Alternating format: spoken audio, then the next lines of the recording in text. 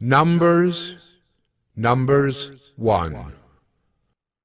The Lord spoke to Moses in the wilderness of Sinai in the tent of meeting on the first day of the second month in the second year after they had come out of the land of Egypt, saying, Take a census of all the congregation of the people of Israel, by clans, by fathers' houses, according to the number of names every male, head by head.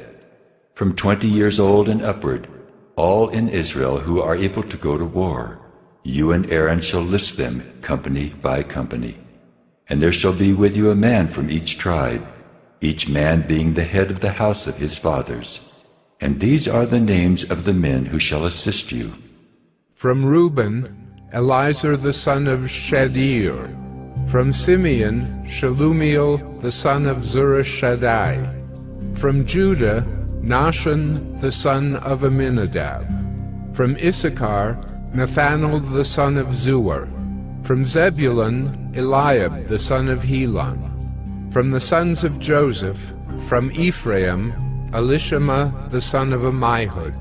And from Manasseh, Gamaliel the son of Pedazur. From Benjamin, Abidan the son of Gideoni. From Dan, Ahiezer the son of Ammishaddai.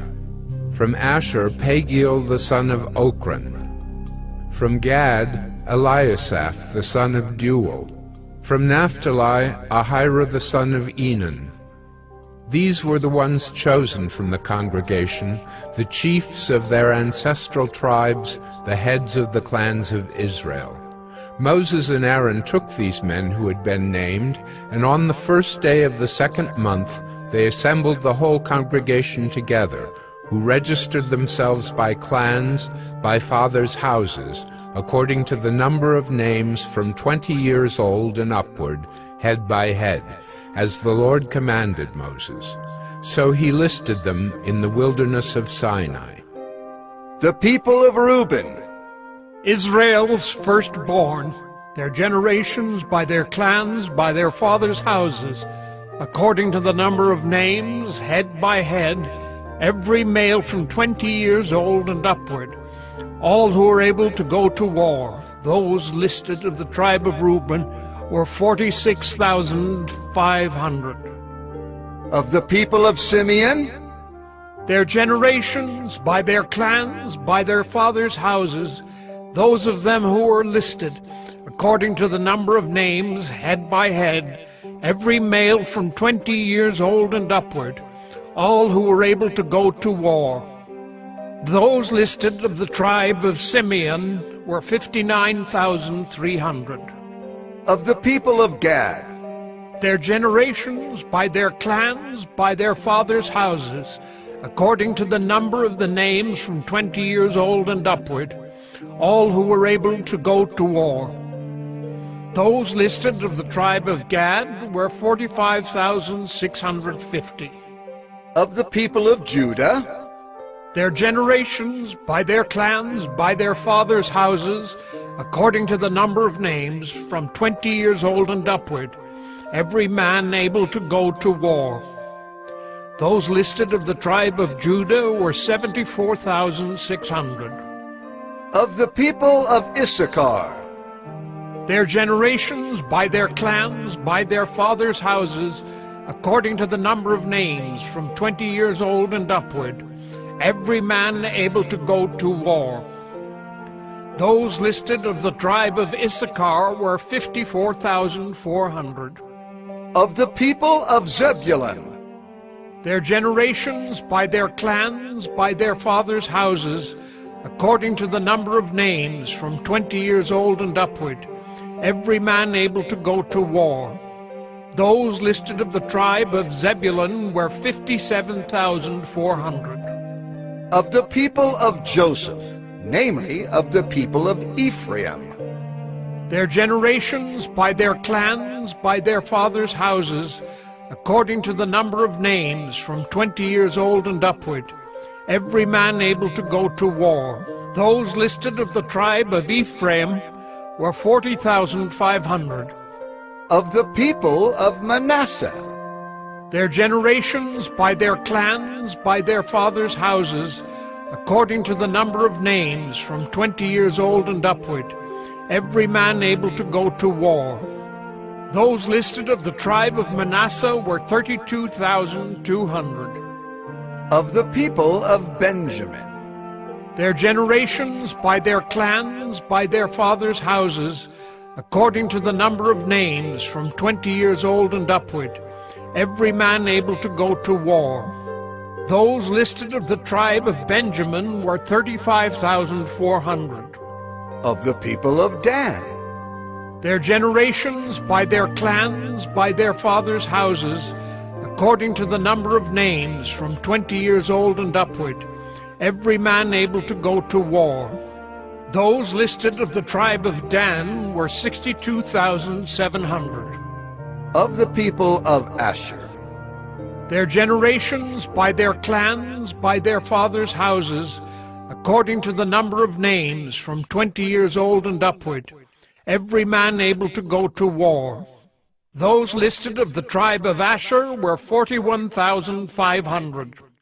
of the people of Naphtali, Their generations, by their clans, by their fathers' houses, according to the number of names, from 20 years old and upward, every man able to go to war.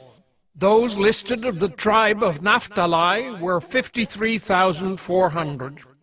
These are those who were listed, whom Moses and Aaron listed with the help of the chiefs of Israel, 12 men, each representing his father's house. So all those listed of the people of Israel by their fathers' houses, from 20 years old and upward, every man able to go to war in Israel, all those listed were 603,550. But the Levites were not listed along with them by their ancestral tribe, for the Lord spoke to Moses, saying, Only the tribe of Levi you shall not list, and you shall not take a census of them among the people of Israel, but appoint the Levites over the tabernacle of the testimony, and over all its furnishings, and over all that belongs to it. They are to carry the tabernacle and all its furnishings, and they shall take care of it, and shall camp around the tabernacle. When the tabernacle is to set out, the Levites shall take it down, and when the tabernacle is to be pitched, the Levites shall set it up. And if any outsider comes near, he shall be put to death. The people of Israel shall pitch their tents by their companies, each man in his own camp, and each man by his own standard. But the Levites shall camp around the tabernacle of the testimony, so that there may be no wrath on the congregation of the people of Israel.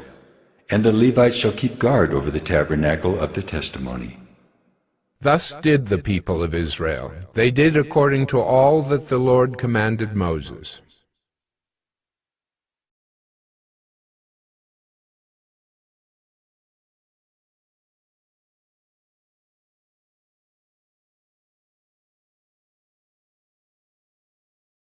Numbers 2. The Lord spoke to Moses and Aaron, saying, The people of Israel shall camp each by his own standard, with the banners of their fathers' houses. They shall camp facing the tent of meeting on every side. those to camp on the east side toward the sunrise shall be of the standard of the camp of Judah, by their companies, the chief of the people of Judah being Nahshon, the son of Amminadab. His company is listed being 74,600. Those to camp next to him shall be the tribe of Issachar. The chief of the people of Issachar being Nathanael, the son of Zuar. His company is listed being 54,400. Then the tribe of Zebulun. The chief of the people of Zebulun being Eliab, the son of Helon. His company is listed being 57,400. All those listed of the camp of Judah by their companies were 186,400. They shall set out first on the march.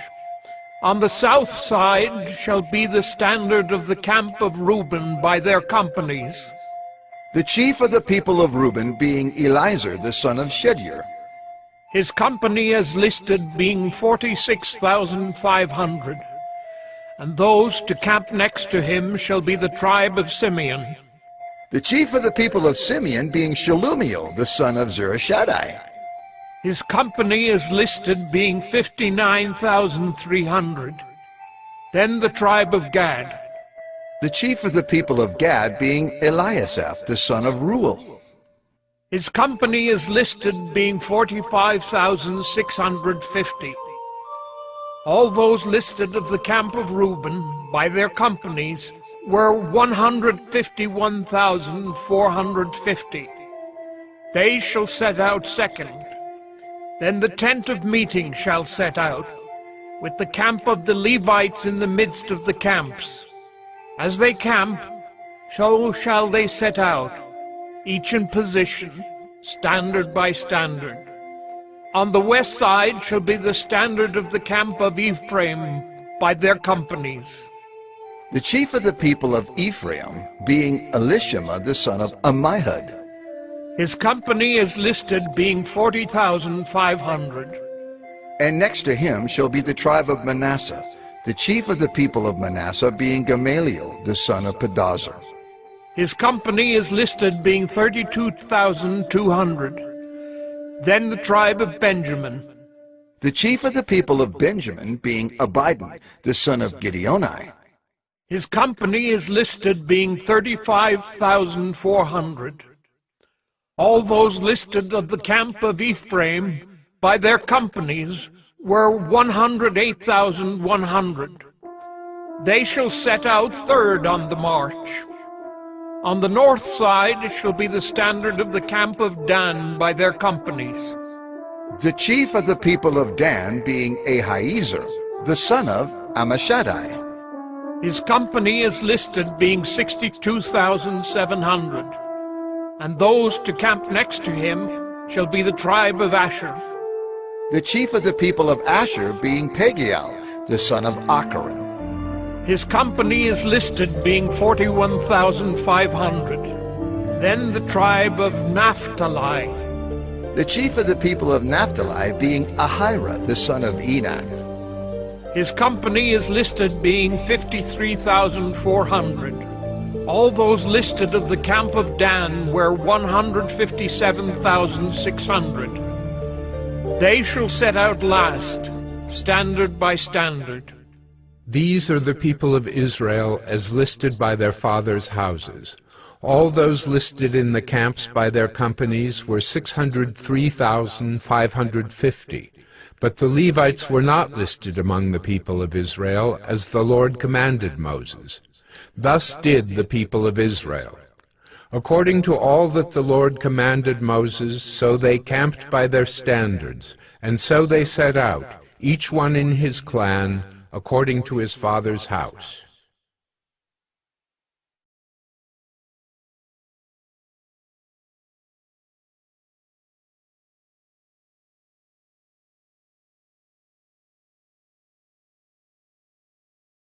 Numbers 3.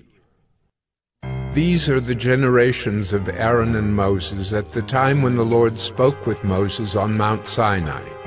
These are the names of the sons of Aaron: Nadab the firstborn, and Abihu, Eleazar, and Ithamar. These are the names of the sons of Aaron, the anointed priests, whom he ordained to serve as priests.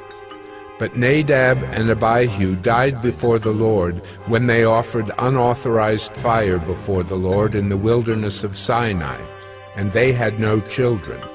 So Eleazar and Ithamar served as priests in the lifetime of Aaron their father. And the Lord spoke to Moses, saying, Bring the tribe of Levi near, and set them before Aaron the priest, that they may minister to him. They shall keep guard over him and over the whole congregation before the tent of meeting, as they minister at the tabernacle. They shall guard all the furnishings of the tent of meeting, and keep guard over the people of Israel as they minister at the tabernacle.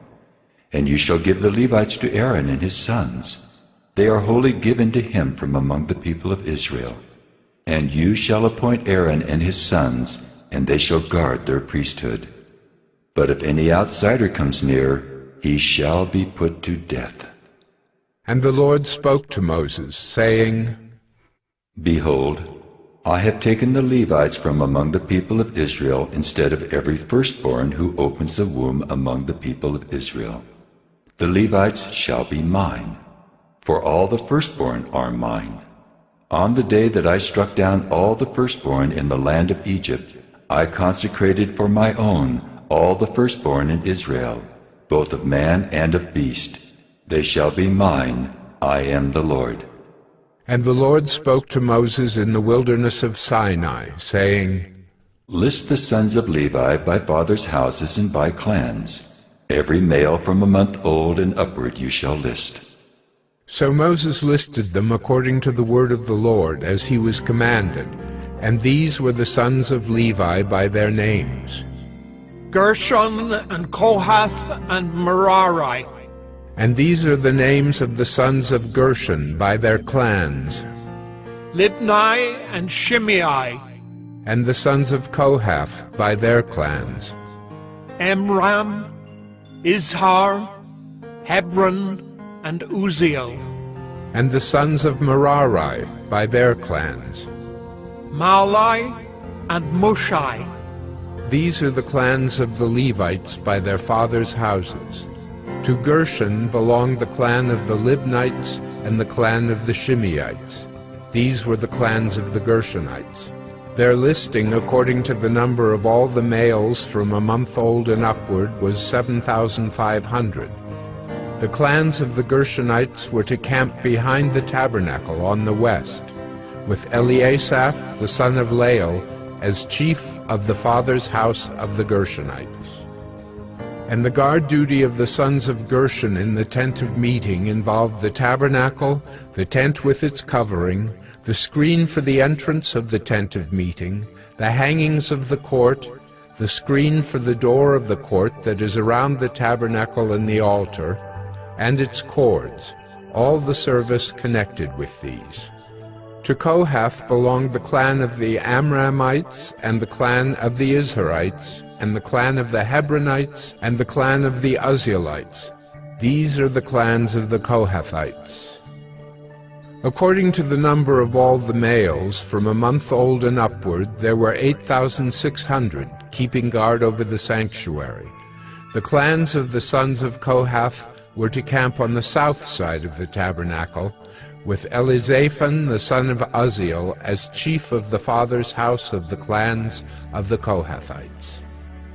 And their guard duty involved the ark, the table, the lampstand, the altars, the vessels of the sanctuary with which the priests minister, and the screen, all the service connected with these.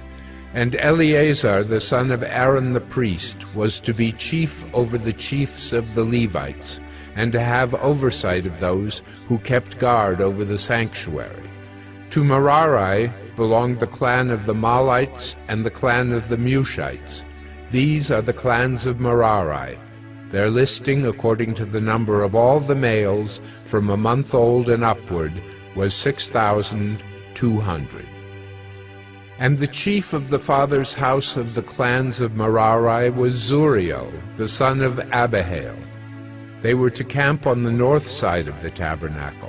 And the appointed guard duty of the sons of Merari involved the frames of the tabernacle, the bars, the pillars, the bases, and all their accessories, all the service connected with these. Also the pillars around the court, with their bases and pegs and cords. Those who were to camp before the tabernacle on the east, before the tent of meeting toward the sunrise, were Moses and Aaron and his sons, guarding the sanctuary itself to protect the people of Israel. And any outsider who came near was to be put to death. All those listed among the Levites, whom Moses and Aaron listed at the commandment of the Lord, by clans, all the males from a month old and upward were 22,000. And the Lord said to Moses, List all the firstborn males of the people of Israel from a month old and upward, taking the number of their names. And you shall take the Levites for me.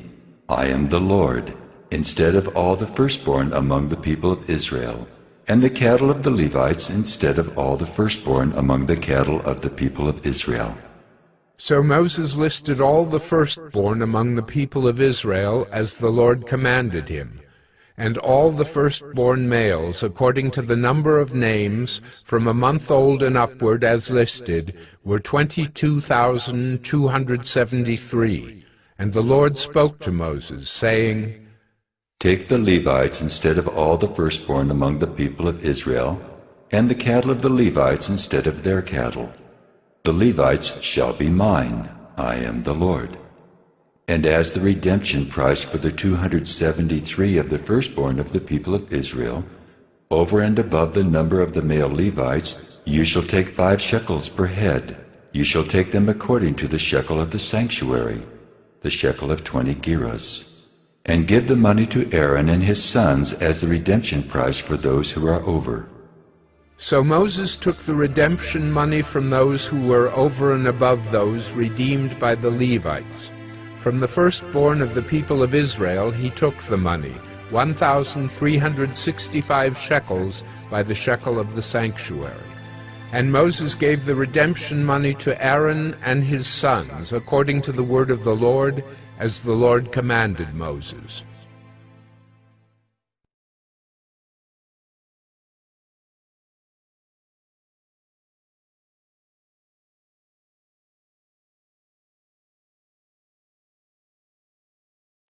Numbers 4. The Lord spoke to Moses and Aaron, saying, Take a census of the sons of Kohath from among the sons of Levi, by their clans and their fathers' houses, from 30 years old up to 50 years old, all who can come on duty to do the work in the tent of meeting. This is the service of the sons of Kohath in the tent of meeting, the most holy things. When the camp is to set out, Aaron and his sons shall go in and take down the veil of the screen and cover the ark of the testimony with it. Then they shall put on it a covering of goatskin, and spread on top of that a cloth all of blue, and shall put in its poles. And over the table of the bread of the presence they shall spread a cloth of blue, and put on it the plates, the dishes for incense, the bowls, and the flagons for the drink offering. The regular showbread also shall be on it. Then they shall spread over them a cloth of scarlet, and cover the same with a covering of goatskin, and shall put in its poles. And they shall take a cloth of blue, and cover the lampstand for the light, with its lamps, its tongs, its trays, and all the vessels for oil with which it is supplied. And they shall put it with all its utensils in a covering of goatskin, and put it on the carrying frame. And over the golden altar they shall spread a cloth of blue, and cover it with a covering of goatskin, and shall put in its poles. And they shall take all the vessels of the service that are used in the sanctuary, and put them in a cloth of blue, and cover them with a covering of goatskin, and put them on the carrying frame. And they shall take away the ashes from the altar, and spread a purple cloth over it, and they shall put on it all the utensils of the altar, which are used for the service there, the fire pans, the forks, the shovels, and the basins, all the utensils of the altar, and they shall spread on it a covering of goatskin, and shall put in its poles. And when Aaron and his sons have finished covering the sanctuary and all the furnishings of the sanctuary, as the camp sets out, after that the sons of Kohath shall come to carry these. But they must not touch the holy things, lest they die. These are the things of the tent of meeting that the sons of Kohath are to carry. And Eleazar, the son of Aaron the priest, shall have charge of the oil for the light, the fragrant incense, the regular grain offering, and the anointing oil, with the oversight of the whole tabernacle, and all that is in it, of the sanctuary and its vessels. The Lord spoke to Moses and Aaron, saying, Let not the tribe of the clans of the Kohathites be destroyed from among the Levites, but deal thus with them, that they may live and not die when they come near to the most holy things. Aaron and his sons shall go in and appoint them each to his task and to his burden, but they shall not go in to look on the holy things even for a moment, lest they die. The Lord spoke to Moses, saying, Take a census of the sons of Gershon also by their fathers' houses and by their clans. From 30 years old up to 50 years old you shall list them, all who can come to do duty, to do service in the tent of meeting. This is the service of the clans of the Gershonites in serving and bearing burdens. They shall carry the curtains of the tabernacle and the tent of meeting with its covering, and the covering of goatskin that is on top of it, and the screen for the entrance of the tent of meeting, and the hangings of the court, and the screen for the entrance of the gate of the court that is around the tabernacle, and the altar, and their cords, and all the equipment for their service. And they shall do all that needs to be done with regard to them. All the service of the sons of the Gershonites shall be at the command of Aaron and his sons, in all that they are to carry, and in all that they have to do. And you shall assign to their charge all that they are to carry. This is the service of the clans of the sons of the Gershonites in the tent of meeting, and their guard duty is to be under the direction of Ithamar, the son of Aaron the priest. As for the sons of Merari, you shall list them by their clans and their fathers' houses. From 30 years old up to 50 years old you shall list them, everyone who can come on duty to do the service of the tent of meeting. And this is what they are charged to carry, as the whole of their service in the tent of meeting, the frames of the tabernacle, with its bars, pillars, and bases, and the pillars around the court with their bases, pegs, and cords, with all their equipment and all their accessories. And you shall list by name the objects that they are required to carry.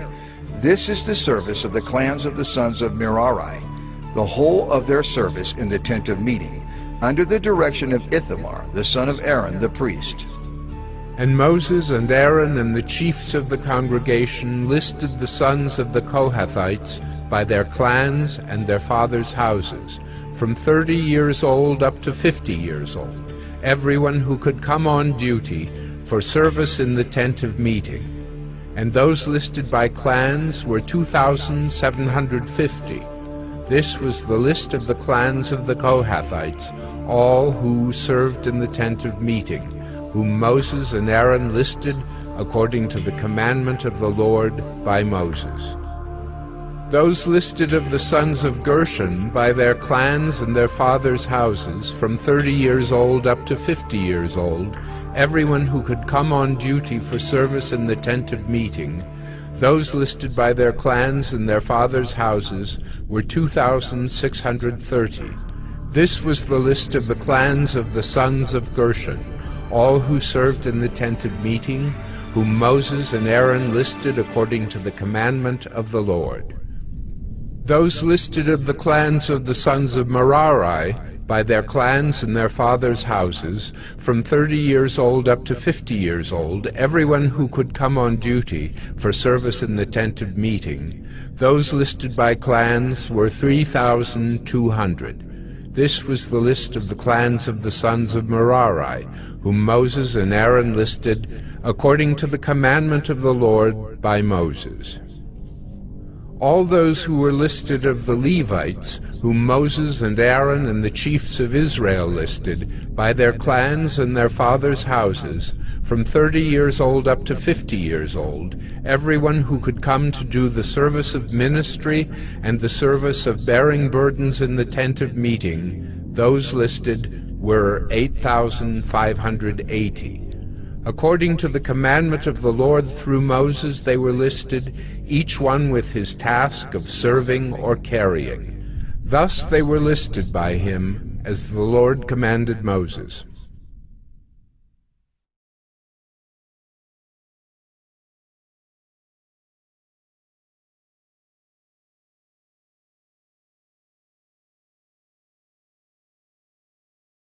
Numbers 5. The Lord spoke to Moses, saying, Command the people of Israel that they put out of the camp everyone who is leprous or has a discharge, and everyone who is unclean through contact with the dead. You shall put out both male and female, putting them outside the camp, that they may not defile their camp, in the midst of which I dwell. And the people of Israel did so, and put them outside the camp. As the Lord said to Moses, so the people of Israel did. And the Lord spoke to Moses, saying, Speak to the people of Israel. When a man or woman commits any of the sins that people commit by breaking faith with the Lord, and that person realizes his guilt, he shall confess his sin that he has committed. And he shall make full restitution for his wrong, adding a fifth to it, and giving it to him to whom he did the wrong. But if the man has no next of kin, to whom restitution may be made for the wrong, the restitution for wrong shall go to the Lord for the priest, in addition to the ram of atonement with which atonement is made for him. And every contribution, all the holy donations of the people of Israel, which they bring to the priest, shall be his. Each one shall keep his holy donations. Whatever anyone gives to the priest shall be his. And the Lord spoke to Moses, saying, Speak to the people of Israel. If any man's wife goes astray and breaks faith with him, if a man lies with her sexually, and it is hidden from the eyes of her husband, and she is undetected, though she has defiled herself, and there is no witness against her, since she was not taken in the act. And if the spirit of jealousy comes over him, and he is jealous of his wife who has defiled herself, or if the spirit of jealousy comes over him, and he is jealous of his wife, though she has not defiled herself, then the man shall bring his wife to the priest, and bring the offering required of her, a tenth of an ephah of barley flour. He shall pour no oil on it, and put no frankincense on it, for it is a grain offering of jealousy, a grain offering of remembrance, bringing iniquity to remembrance. And the priest shall bring her near, and set her before the Lord. And the priest shall take holy water in an earthenware vessel, and take some of the dust that is on the floor of the tabernacle, and put it into the water. And the priest shall set the woman before the Lord, and unbind the hair of the woman's head, and place in her hands the grain offering of remembrance, which is the grain offering of jealousy. And in his hand the priest shall have the water of bitterness that brings the curse. Then the priest shall make her take an oath, saying, If no man has lain with you, and if you have not turned aside to uncleanness while you were under your husband's authority, be free from this water of bitterness that brings the curse.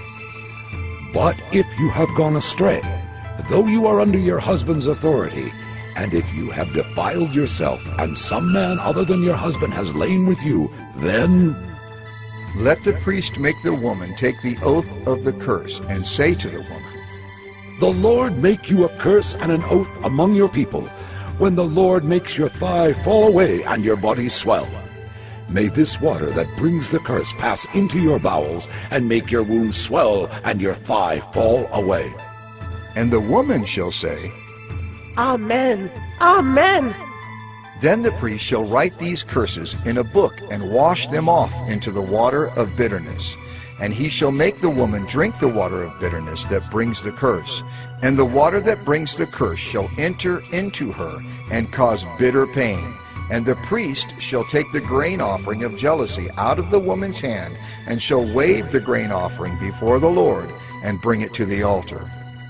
And the priest shall take a handful of the grain offering as its memorial portion, and burn it on the altar, and afterward shall make the woman drink the water. And when he has made her drink the water, then, if she has defiled herself and has broken faith with her husband, the water that brings the curse shall enter into her, and cause bitter pain, and her womb shall swell, and her thigh shall fall away, and the woman shall become a curse among her people. But if the woman has not defiled herself, and is clean, then she shall be free, and shall conceive children. This is the law in cases of jealousy, when a wife, though under her husband's authority, goes astray and defiles herself. Or when the spirit of jealousy comes over a man, and he is jealous of his wife, then he shall set the woman before the Lord, and the priest shall carry out for her all this law. The man shall be free from iniquity, but the woman shall bear her iniquity.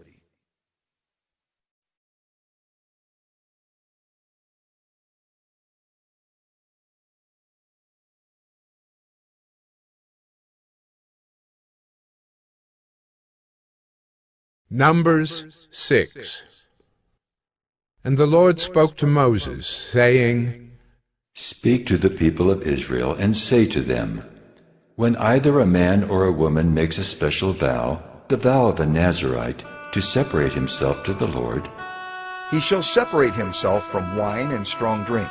He shall drink no vinegar made from wine or strong drink, and shall not drink any juice of grapes or eat grapes, fresh or dried.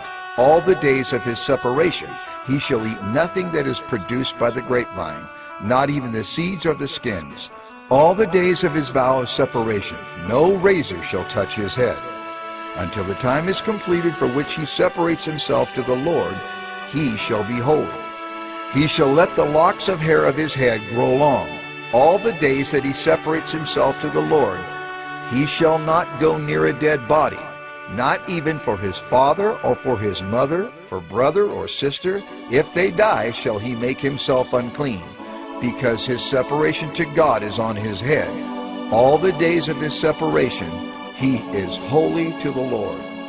And if any man dies very suddenly beside him, and he defiles his consecrated head, then he shall shave his head on the day of his cleansing. On the 7th day he shall shave it. On the 8th day he shall bring 2 turtle doves or 2 pigeons to the priest to the entrance of the tent of meeting. And the priest shall offer one for a sin offering and the other for a burnt offering, and make atonement for him, because he sinned by reason of the dead body. And he shall consecrate his head that same day, and separate himself to the Lord for the days of his separation, and bring a male lamb a year old for a guilt offering. But the previous period shall be void, because his separation was defiled. And this is the law for the Nazirite. When the time of his separation has been completed, he shall be brought to the entrance of the tent of meeting, and he shall bring his gift to the Lord, 1 male lamb a year old without blemish for a burnt offering, and 1 ewe lamb a year old without blemish as a sin offering, and 1 ram without blemish as a peace offering, and a basket of unleavened bread, loaves of fine flour mixed with oil, and unleavened wafers smeared with oil, and their grain offering and their drink offerings. And the priest shall bring them before the Lord, and offer his sin offering and his burnt offering. And he shall offer the ram as a sacrifice of peace offering to the Lord, with the basket of unleavened bread. The priest shall offer also its grain offering and its drink offering. And the Nazirite shall shave his consecrated head at the entrance of the tent of meeting, and shall take the hair from his consecrated head, and put it on the fire that is under the sacrifice of the peace offering. And the priest shall take the shoulder of the ram when it is boiled, and 1 unleavened loaf out of the basket, and 1 unleavened wafer, and shall put them on the hands of the Nazirite after he has shaved the hair of his consecration. And the priest shall wave them for a wave offering before the Lord. They are a holy portion for the priest, together with the breast that is waved and the thigh that is contributed. And after that the Nazirite may drink wine. This is the law of the Nazirite. But if he vows an offering to the Lord above his Nazirite vow, as he can afford, in exact accordance with the vow that he takes, then he shall do an addition to the law of the Nazirite. The Lord spoke to Moses, saying, Speak to Aaron and his sons, saying, Thus you shall bless the people of Israel. You shall say to them, The Lord bless you and keep you. The Lord make his face to shine upon you and be gracious to you. The Lord lift up his countenance upon you and give you peace. So shall they put my name upon the people of Israel, and I will bless them.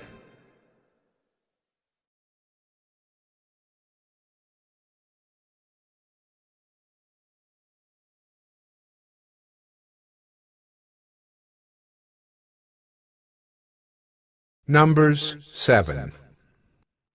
On the day when Moses had finished setting up the tabernacle, and had anointed and consecrated it with all its furnishings, and had anointed and consecrated the altar with all its utensils, the chiefs of Israel, heads of their fathers' houses, who were the chiefs of the tribes, who were over those who were listed, approached, and brought their offerings before the Lord, 6 wagons and 12 oxen, a wagon for every 2 of the chiefs, and for each one an ox.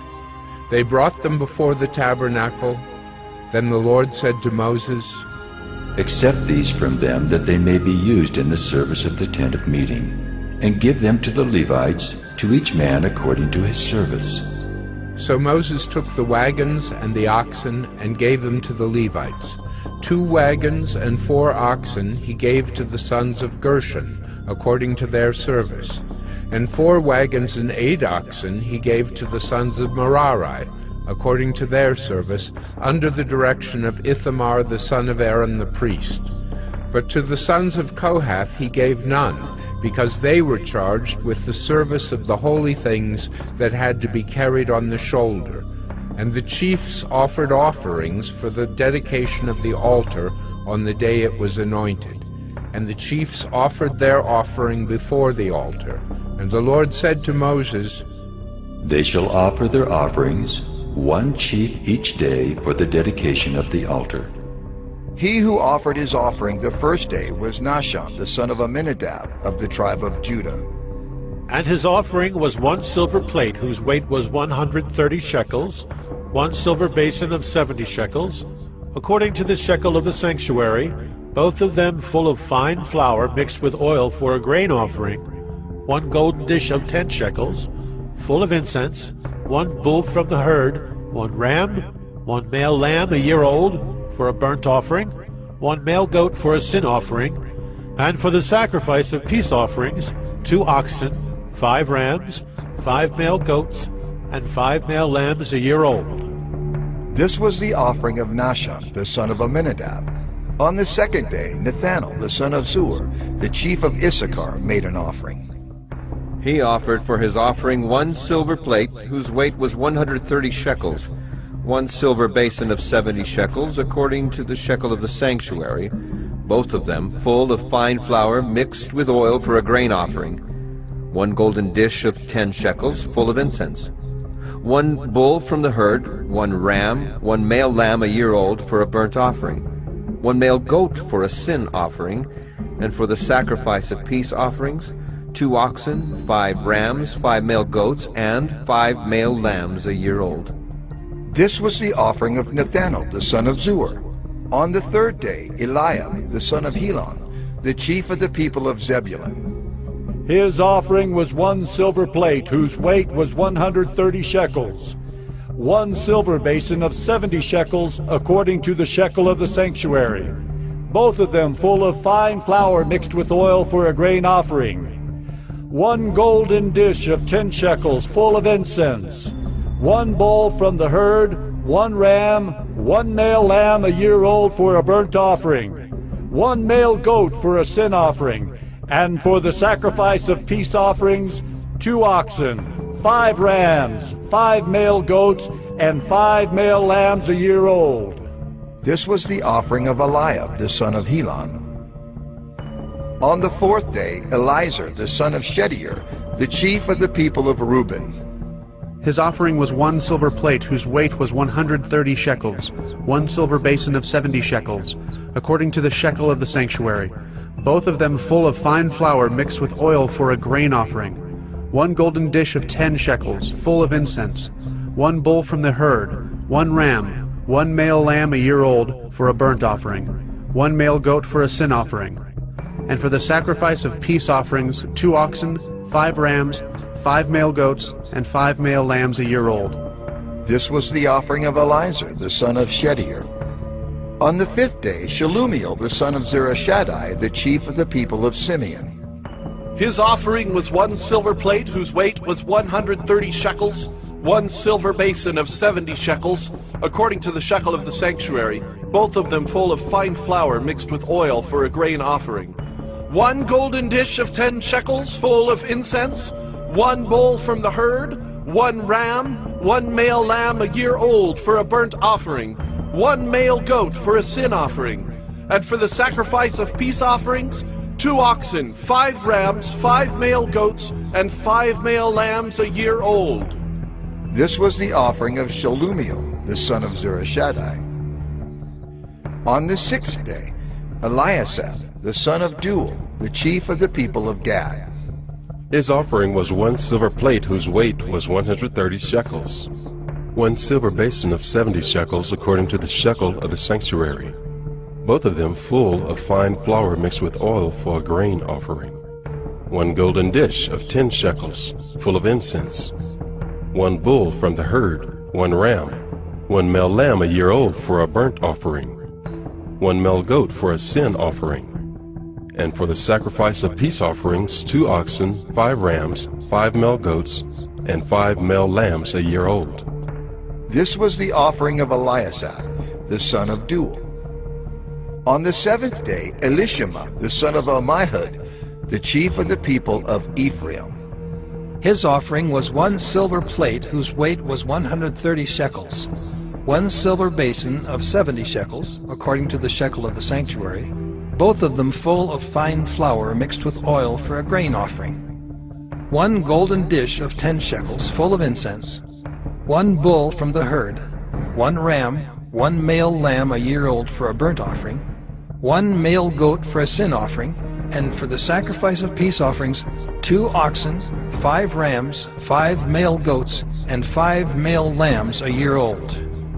This was the offering of Elishama, the son of Ammihud. On the 8th day, Gamaliel, the son of Pedazur, the chief of the people of Manasseh. His offering was 1 silver plate, whose weight was 130 shekels, 1 silver basin of 70 shekels, according to the shekel of the sanctuary, both of them full of fine flour, mixed with oil, for a grain offering, 1 golden dish of 10 shekels, full of incense, 1 bull from the herd, 1 ram, 1 male lamb a year old for a burnt offering, 1 male goat for a sin offering, and for the sacrifice of peace offerings 2 oxen, 5 rams, 5 male goats, and 5 male lambs a year old. This was the offering of Gamaliel, the son of Pedazur. On the 9th day, Abidan, the son of Gideoni, the chief of the people of Benjamin. His offering was 1 silver plate whose weight was 130 shekels, 1 silver basin of 70 shekels, according to the shekel of the sanctuary, both of them full of fine flour mixed with oil for a grain offering, 1 golden dish of 10 shekels, full of incense, 1 bull from the herd, 1 ram, 1 male lamb a year old for a burnt offering, 1 male goat for a sin offering, and for the sacrifice of peace offerings 2 oxen, 5 rams, 5 male goats, and 5 male lambs a year old. This was the offering of Abidan, the son of Gideoni. On the 10th day, Ahiezer, the son of Ammishaddai, the chief of the people of Dan. His offering was 1 silver plate, whose weight was 130 shekels, 1 silver basin of 70 shekels, according to the shekel of the sanctuary, both of them full of fine flour mixed with oil for a grain offering. 1 golden dish of 10 shekels, full of incense. 1 bull from the herd, 1 ram, 1 male lamb a year old for a burnt offering, 1 male goat for a sin offering, and for the sacrifice of peace offerings 2 oxen, 5 rams, 5 male goats, and 5 male lambs a year old. This was the offering of Ahiezer, the son of Ammishaddai. On the 11th day, Pagiel, the son of Achran, the chief of the people of Asher. His offering was 1 silver plate, whose weight was 130 shekels, 1 silver basin of 70 shekels, according to the shekel of the sanctuary, both of them full of fine flour mixed with oil for a grain offering, 1 golden dish of 10 shekels, full of incense, 1 bull from the herd, 1 ram, 1 male lamb a year old for a burnt offering, 1 male goat for a sin offering, and for the sacrifice of peace offerings 2 oxen, 5 rams, 5 male goats, and 5 male lambs a year old. This was the offering of Pagiel, the son of Achran. On the 12th day, Ahira, the son of Enan, the chief of the people of Naphtali. His offering was 1 silver plate, whose weight was 130 shekels, 1 silver basin of 70 shekels, according to the shekel of the sanctuary, both of them full of fine flour mixed with oil for a grain offering, 1 golden dish of 10 shekels, full of incense, 1 bull from the herd, 1 ram, 1 male lamb a year old for a burnt offering, one male goat for a sin offering, and for the sacrifice of peace offerings, 2 oxen, 5 rams, 5 male goats, and 5 male lambs a year old. This was the offering of Ahira, the son of Enan. This was the dedication offering for the altar on the day when it was anointed from the chiefs of Israel. 12 silver plates, 12 silver basins, 12 golden dishes, each silver plate weighing 130 shekels, and each basin 70. All the silver of the vessels 2,400 shekels, according to the shekel of the sanctuary. The 12 golden dishes, full of incense, weighing 10 shekels apiece, according to the shekel of the sanctuary. All the gold of the dishes being 120 shekels. All the cattle for the burnt offering 12 bulls, 12 rams, 12 male lambs a year old with their grain offering, and 12 male goats for a sin offering. And all the cattle for the sacrifice of peace offerings, 24 bulls, the rams 60, the male goats 60, the male lambs a year old 60. This was the dedication offering for the altar after it was anointed. And when Moses went into the tent of meeting to speak with the Lord, he heard the voice speaking to him from above the mercy seat that was on the ark of the testimony, from between the 2 cherubim, and it spoke to him.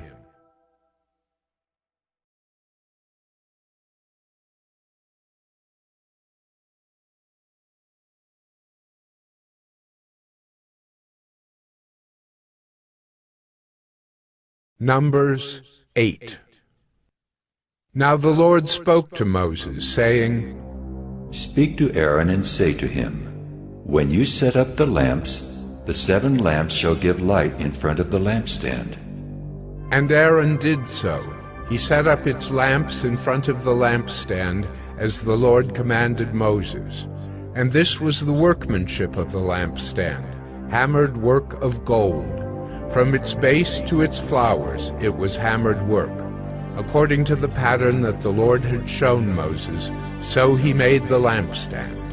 And the Lord spoke to Moses, saying, Take the Levites from among the people of Israel and cleanse them. Thus you shall do to them to cleanse them. Sprinkle the water of purification upon them, and let them go with a razor over all their body, and wash their clothes and cleanse themselves. Then let them take a bull from the herd and its grain offering of fine flour mixed with oil. And you shall take another bull from the herd for a sin offering. And you shall bring the Levites before the tent of meeting and assemble the whole congregation of the people of Israel. When you bring the Levites before the Lord, the people of Israel shall lay their hands on the Levites, and Aaron shall offer the Levites before the Lord as a wave offering from the people of Israel, that they may do the service of the Lord. Then the Levites shall lay their hands on the heads of the bulls, and you shall offer the one for a sin offering and the other for a burnt offering to the Lord to make atonement for the Levites.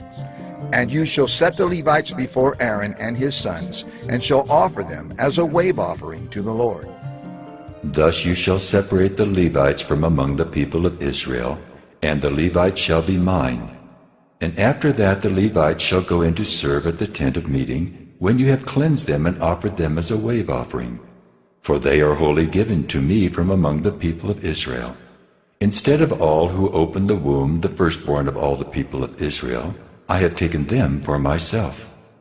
For all the firstborn among the people of Israel are mine, both of man and of beast. On the day that I struck down all the firstborn in the land of Egypt, I consecrated them for myself. And I have taken the Levites instead of all the firstborn among the people of Israel. And I have given the Levites as a gift to Aaron and his sons from among the people of Israel, to do the service for the people of Israel at the tent of meeting, and to make atonement for the people of Israel, that there may be no plague among the people of Israel when the people of Israel come near the sanctuary. Thus did Moses and Aaron and all the congregation of the people of Israel to the Levites. According to all that the Lord commanded Moses concerning the Levites, the people of Israel did to them. And the Levites purified themselves from sin, and washed their clothes. And Aaron offered them as a wave offering before the Lord. And Aaron made atonement for them to cleanse them. And after that the Levites went in to do their service in the tent of meeting before Aaron and his sons, as the Lord had commanded Moses concerning the Levites, so they did to them. And the Lord spoke to Moses, saying, This applies to the Levites. From 25 years old and upward they shall come to do duty in the service of the tent of meeting. And from the age of 50 years they shall withdraw from the duty of the service and serve no more. They minister to their brothers in the tent of meeting by keeping guard, but they shall do no service. Thus shall you do to the Levites in assigning their duties.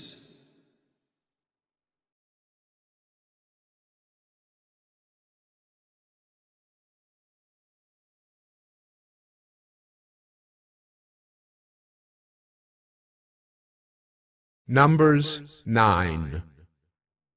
And the Lord spoke to Moses in the wilderness of Sinai, in the first month of the second year after they had come out of the land of Egypt, saying, Let the people of Israel keep the Passover at its appointed time.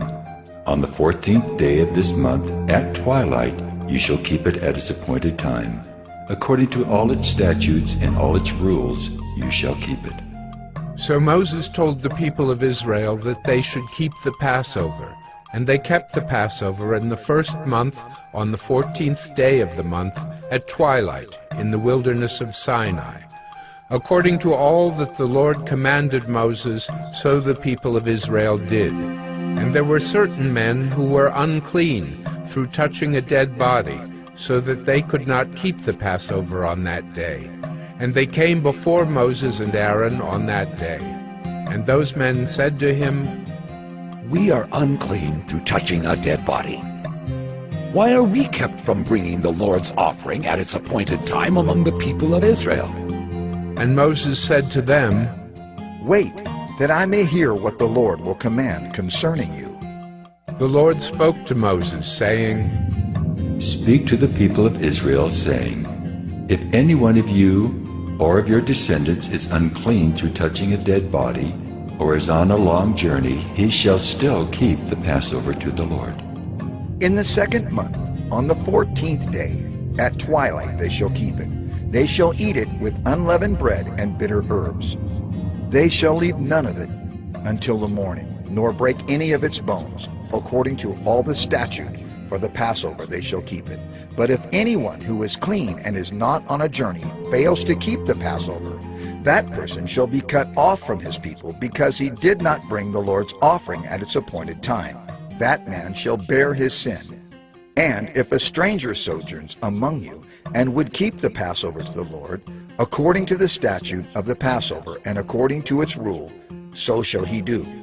You shall have one statute, both for the sojourner and for the native.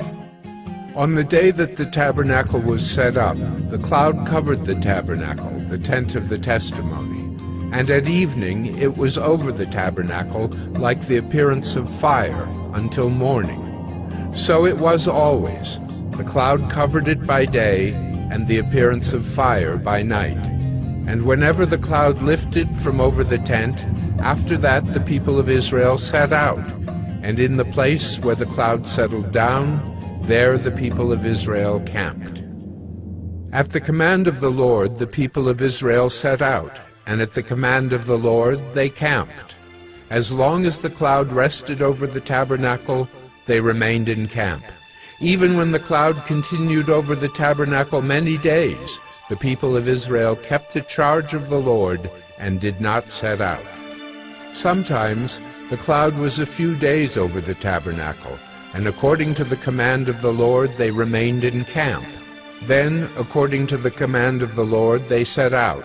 And sometimes the cloud remained from evening until morning, and when the cloud lifted in the morning, they set out. Or if it continued for a day and a night, when the cloud lifted, they set out. Whether it was 2 days or a month or a longer time that the cloud continued over the tabernacle, abiding there, the people of Israel remained in camp and did not set out. But when it lifted, they set out. At the command of the Lord they camped, and at the command of the Lord they set out. They kept the charge of the Lord at the command of the Lord by Moses.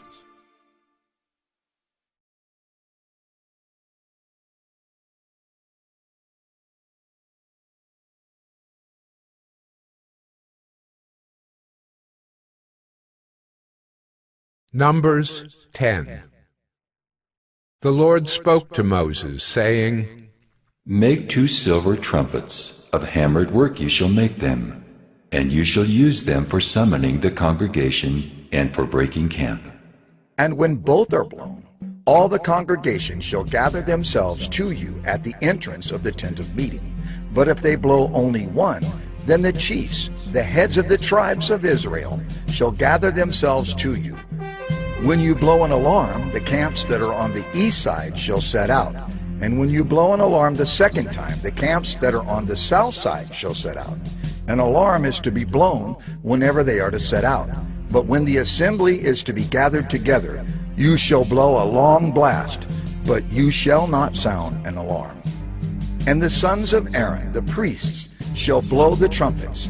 The trumpets shall be to you for a perpetual statute throughout your generations.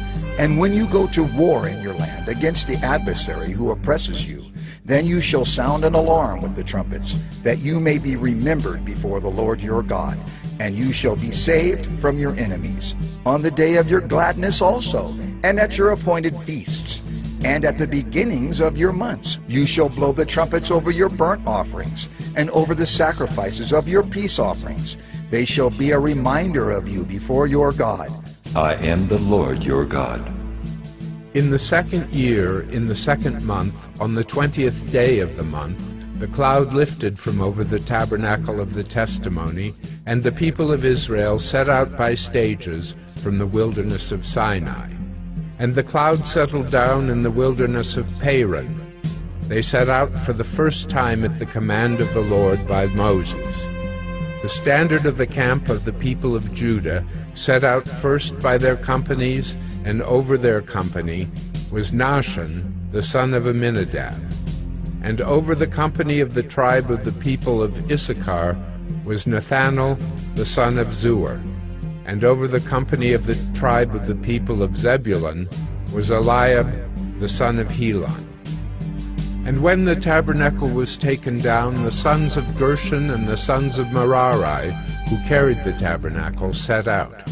And the standard of the camp of Reuben set out by their companies, and over their company was Elizur, the son of Shedeur. And over the company of the tribe of the people of Simeon was Shelumiel, the son of Zurishaddai. And over the company of the tribe of the people of Gad was Eliasaph, the son of Deuel. Then the Kohathites set out, carrying the holy things, and the tabernacle was set up before their arrival. And the standard of the camp of the people of Ephraim set out by their companies, and over their company was Elishama, the son of Ammihud. And over the company of the tribe of the people of Manasseh was Gamaliel, the son of Pedazur. And over the company of the tribe of the people of Benjamin was Abidan, the son of Gideoni. Then the standard of the camp of the people of Dan, acting as the rear guard of all the camps, set out by their companies. And over their company was Ahiezer, the son of Ammishaddai. And over the company of the tribe of the people of Asher was Pagiel, the son of Ochran. And over the company of the tribe of the people of Naphtali was Ahira, the son of Enan. This was the order of march of the people of Israel by their companies when they set out. And Moses said to Hobab, the son of Reuel the Midianite, Moses' father-in-law, We are setting out for the place of which the Lord said, I will give it to you. Come with us, and we will do good to you, for the Lord has promised good to Israel. But he said to him, I will not go. I will depart to my own land and to my kindred. And he said, Please do not leave us, for you know where we should camp in the wilderness, and you will serve as eyes for us.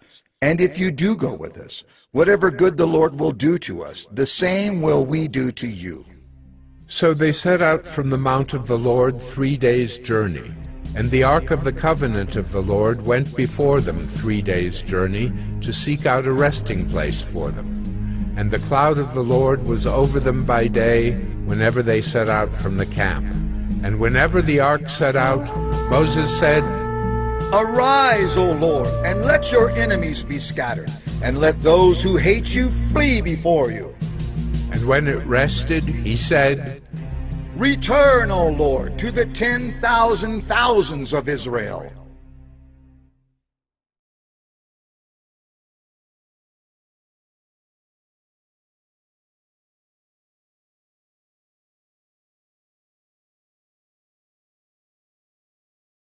Numbers 11.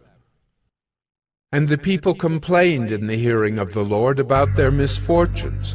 And when the Lord heard it, his anger was kindled, and the fire of the Lord burned among them and consumed some outlying parts of the camp. Then the people cried out to Moses, and Moses prayed to the Lord, and the fire died down.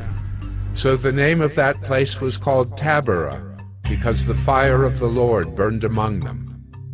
Now the rabble that was among them had a strong craving, and the people of Israel also wept again and said, "Oh, that we had meat to eat! We remember the fish we ate in Egypt that cost nothing, the cucumbers, the melons, the leeks, the onions, and the garlic. But now our strength is dried up, and there is nothing at all but this manna to look at." Now the manna was like coriander seed, and its appearance like that of bdellium. The people went about and gathered it, and ground it in hand mills, or beat it in mortars, and boiled it in pots, and made cakes of it. And the taste of it was like the taste of cakes baked with oil. When the dew fell upon the camp in the night, the manna fell with it. Moses heard the people weeping throughout their clans, everyone at the door of his tent. And the anger of the Lord blazed hotly, and Moses was displeased. Moses said to the Lord, "Why have you dealt ill with your servant? And why have I not found favor in your sight, that you lay the burden of all this people on me? Did I conceive all this people? Did I give them birth that you should say to me, 'Carry them in your bosom, as a nurse carries a nursing child, to the land that you swore to give their fathers'? Where am I to get meat to give to all this people? For they weep before me and say, 'Give us meat that we may eat.' I am not able to carry all this people alone. The burden is too heavy for me. If you will treat me like this, kill me at once, if I find favor in your sight, that I may not see my wretchedness." Then the Lord said to Moses, "Gather for me 70 men of the elders of Israel, whom you know to be the elders of the people and officers over them, and bring them to the tent of meeting, and let them take their stand there with you. And I will come down and talk with you there, and I will take some of the Spirit that is on you, and put it on them, and they shall bear the burden of the people with you, so that you may not bear it yourself alone. And say to the people, 'Consecrate yourselves for tomorrow, and you shall eat meat, for you have wept in the hearing of the Lord, saying, Who will give us meat to eat? For it was better for us in Egypt.' Therefore the Lord will give you meat, and you shall eat. You shall not eat just 1 day, or 2 days, or 5 days, or 10 days, or 20 days, but a whole month, until it comes out at your nostrils and becomes loathsome to you, because you have rejected the Lord who is among you, and have wept before him, saying, 'Why did we come out of Egypt?'" But Moses said, "The people among whom I am number 600,000 on foot, and you have said, 'I will give them meat that they may eat a whole month.' Shall flocks and herds be slaughtered for them, and be enough for them? Or shall all the fish of the sea be gathered together for them, and be enough for them?" And the Lord said to Moses, Is the Lord's hand shortened? Now you shall see whether my word will come true for you or not.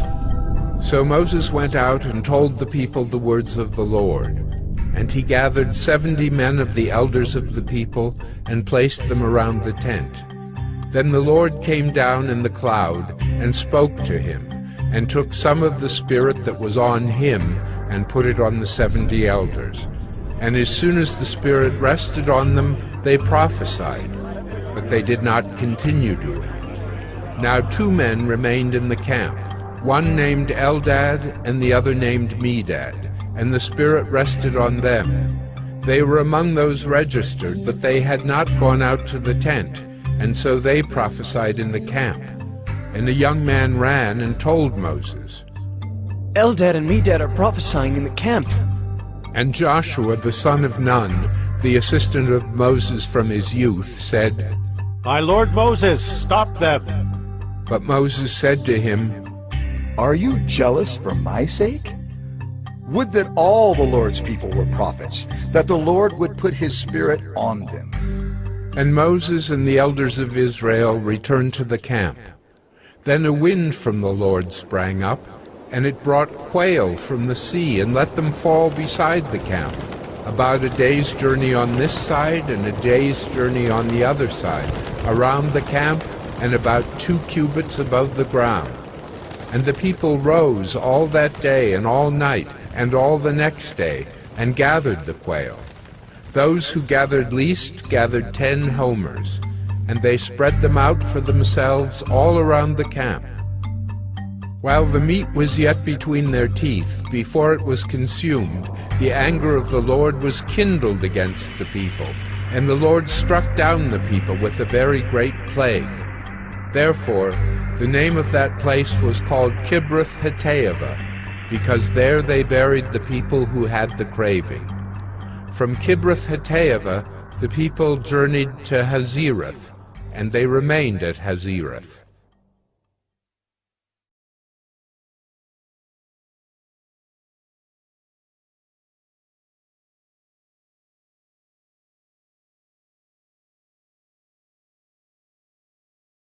Numbers 12. Miriam and Aaron spoke against Moses because of the Cushite woman whom he had married, for he had married a Cushite woman, and they said, Has the Lord indeed spoken only through Moses? Has he not spoken through us also? And the Lord heard it.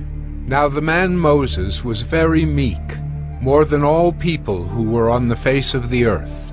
And suddenly the Lord said to Moses and to Aaron and Miriam, Come out, you 3, to the tent of meeting.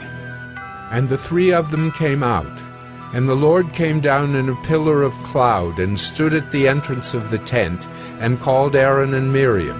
And they both came forward. And he said, Hear my words.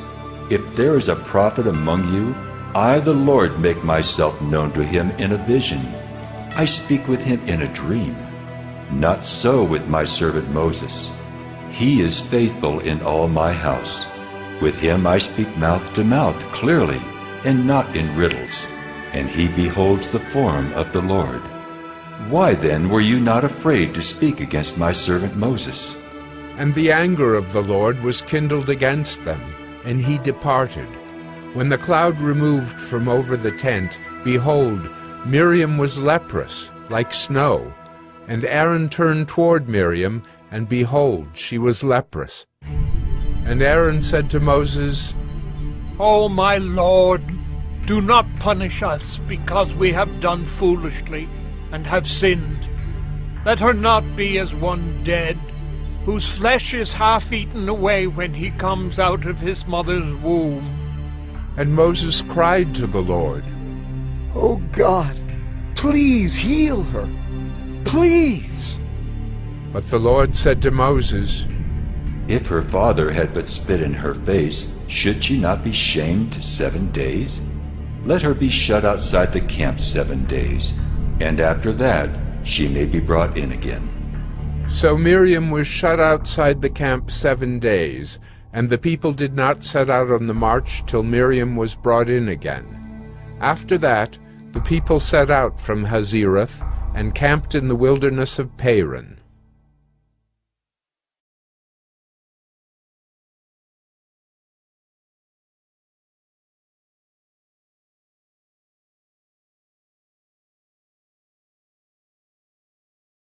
Numbers 13. The Lord spoke to Moses, saying, Send men to spy out the land of Canaan, which I am giving to the people of Israel. From each tribe of their fathers you shall send a man, every one a chief among them. So Moses sent them from the wilderness of Paran, according to the command of the Lord, all of them men who were heads of the people of Israel. And these were their names. From the tribe of Reuben, Shavuah the son of Zachar. From the tribe of Simeon, Shaphat the son of Hori. From the tribe of Judah, Caleb the son of Jephunneh. From the tribe of Issachar, Igal the son of Joseph. From the tribe of Ephraim, Hoshea the son of Nun. From the tribe of Benjamin, Paltai the son of Raphu. From the tribe of Zebulun, Gadiel the son of Sodai. From the tribe of Joseph, that is, from the tribe of Manasseh, Gadai the son of Susai. From the tribe of Dan, Amiel the son of Gemalli.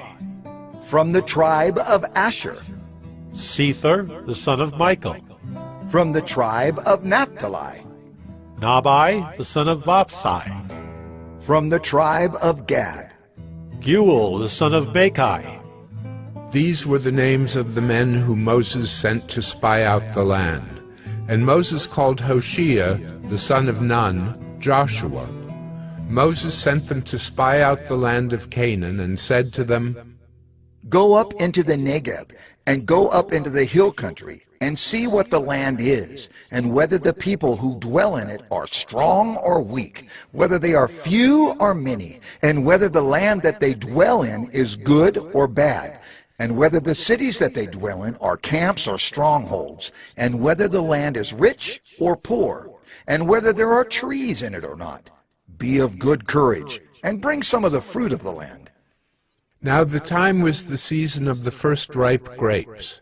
So they went up and spied out the land from the wilderness of Zin to Rehob, near Lebo-Hamath. They went up into the Negeb and came to Hebron. Ahiman, Shishai, and Talmai, the descendants of Anak, were there. Hebron was built 7 years before Zoan in Egypt. And they came to the valley of Eshcol, and cut down from there a branch with the single cluster of grapes. And they carried it on a pole between 2 of them. They also brought some pomegranates and figs. That place was called the Valley of Eshcol, because of the cluster that the people of Israel cut down from there. At the end of 40 days they returned from spying out the land. And they came to Moses and Aaron and to all the congregation of the people of Israel in the wilderness of Paran at Kadesh. They brought back word to them and to all the congregation, and showed them the fruit of the land. And they told him, We came to the land to which you sent us. It flows with milk and honey, and this is its fruit. However, the people who dwell in the land are strong, and the cities are fortified and very large. And besides, we saw the descendants of Anak there. The Amalekites dwell in the land of the Negeb. The Hittites, the Jebusites, and the Amorites dwell in the hill country, and the Canaanites dwell by the sea and along the Jordan. But Caleb quieted the people before Moses and said, Let us go up at once and occupy it, for we are well able to overcome it. Then the men who had gone up with him said, We are not able to go up against the people, for they are stronger than we are. So they brought to the people of Israel a bad report of the land that they had spied out, saying, The land to which we have gone to spy it out is a land that devours its inhabitants, and all the people that we saw in it are of great height. And there we saw the Nephilim, the sons of Anak who come from the Nephilim, and we seem to ourselves like grasshoppers, and so we seem to them.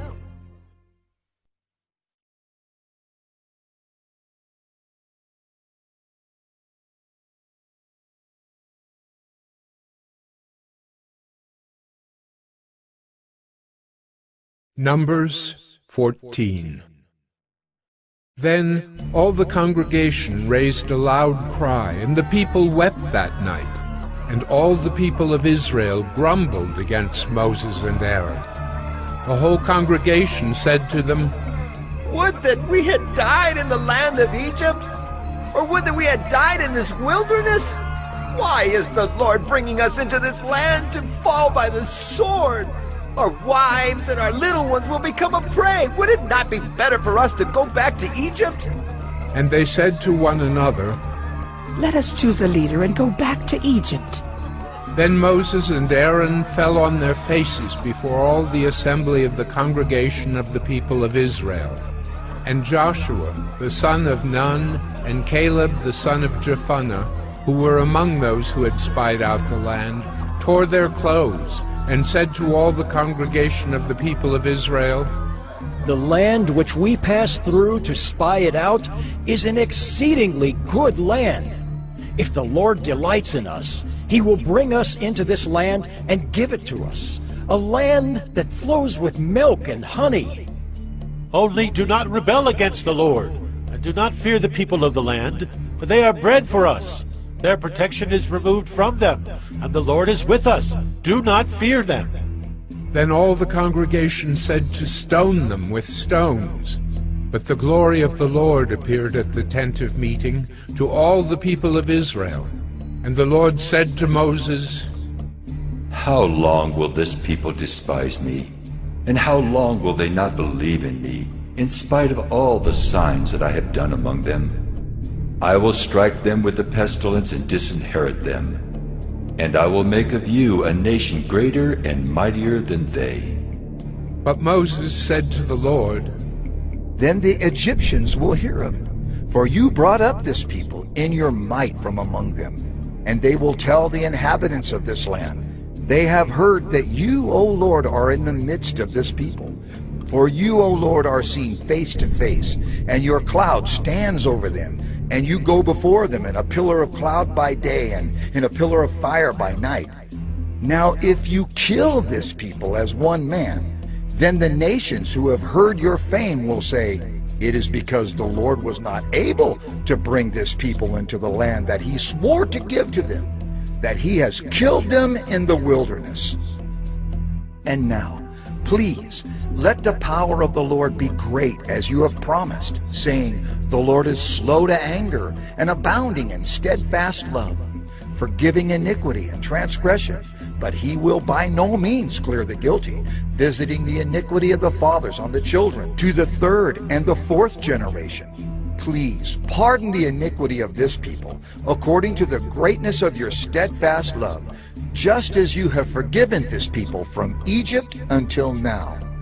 Then the Lord said, "I have pardoned according to your word. But truly, as I live, and as all the earth shall be filled with the glory of the Lord, none of the men who have seen my glory and my signs that I did in Egypt and in the wilderness, and yet have put me to the test these 10 times, and have not obeyed my voice, shall see the land that I swore to give to their fathers. And none of those who despised me shall see it. But my servant Caleb, because he has a different spirit and has followed me fully, I will bring into the land into which he went, and his descendants shall possess it. Now, since the Amalekites and the Canaanites dwell in the valleys, turn tomorrow and set out for the wilderness by the way to the Red Sea." And the Lord spoke to Moses and to Aaron, saying, "How long shall this wicked congregation grumble against me? I have heard the grumblings of the people of Israel, which they grumble against me. Say to them, 'As I live, declares the Lord, what you have said in my hearing I will do to you. Your dead bodies shall fall in this wilderness, and of all your number listed in the census from 20 years old and upward, who have grumbled against me, not one shall come into the land where I swore that I would make you dwell, except Caleb the son of Jephunneh, and Joshua the son of Nun. But your little ones, who you said would become a prey, I will bring in, and they shall know the land that you have rejected. But as for you, your dead bodies shall fall in this wilderness, and your children shall be shepherds in the wilderness 40 years, and shall suffer for your faithlessness, until the last of your dead bodies lies in the wilderness, according to the number of the days in which you spied out the land, 40 days, a year for each day. You shall bear your iniquity 40 years, and you shall know my displeasure. I, the Lord, have spoken. Surely this will I do to all this wicked congregation who are gathered together against me. In this wilderness they shall come to a full end, and there they shall die. And the men whom Moses sent to spy out the land, who returned and made all the congregation grumble against him by bringing up a bad report about the land, the men who brought up a bad report of the land died by plague before the Lord. Of those men who went to spy out the land, only Joshua the son of Nun and Caleb the son of Jephunneh remained alive. When Moses told these words to all the people of Israel, the people mourned greatly. And they rose early in the morning and went up to the heights of the hill country, saying, Here we are! We will go up to the place that the Lord has promised, for we have sinned. But Moses said, Why now are you transgressing the command of the Lord, when that will not succeed? Do not go up, for the Lord is not among you, lest you be struck down before your enemies. For there the Amalekites and the Canaanites are facing you, and you shall fall by the sword, because you have turned back from following the Lord. The Lord will not be with you. But they presumed to go up to the heights of the hill country, although neither the ark of the covenant of the Lord nor Moses departed out of the camp. Then the Amalekites and the Canaanites who lived in that hill country came down and defeated them and pursued them, even to Hormah.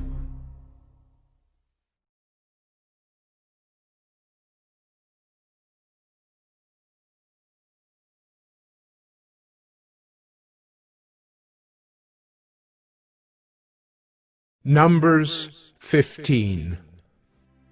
The Lord spoke to Moses, saying, Speak to the people of Israel and say to them, When you come into the land you are to inhabit, which I am giving you, and you offer to the Lord from the herd or from the flock a food offering or a burnt offering or a sacrifice to fulfill a vow or as a free will offering or at your appointed feasts, to make a pleasing aroma to the Lord, then he who brings his offering shall offer to the Lord a grain offering of 1/10 of an ephah of fine flour mixed with 1/4 of a hin of oil.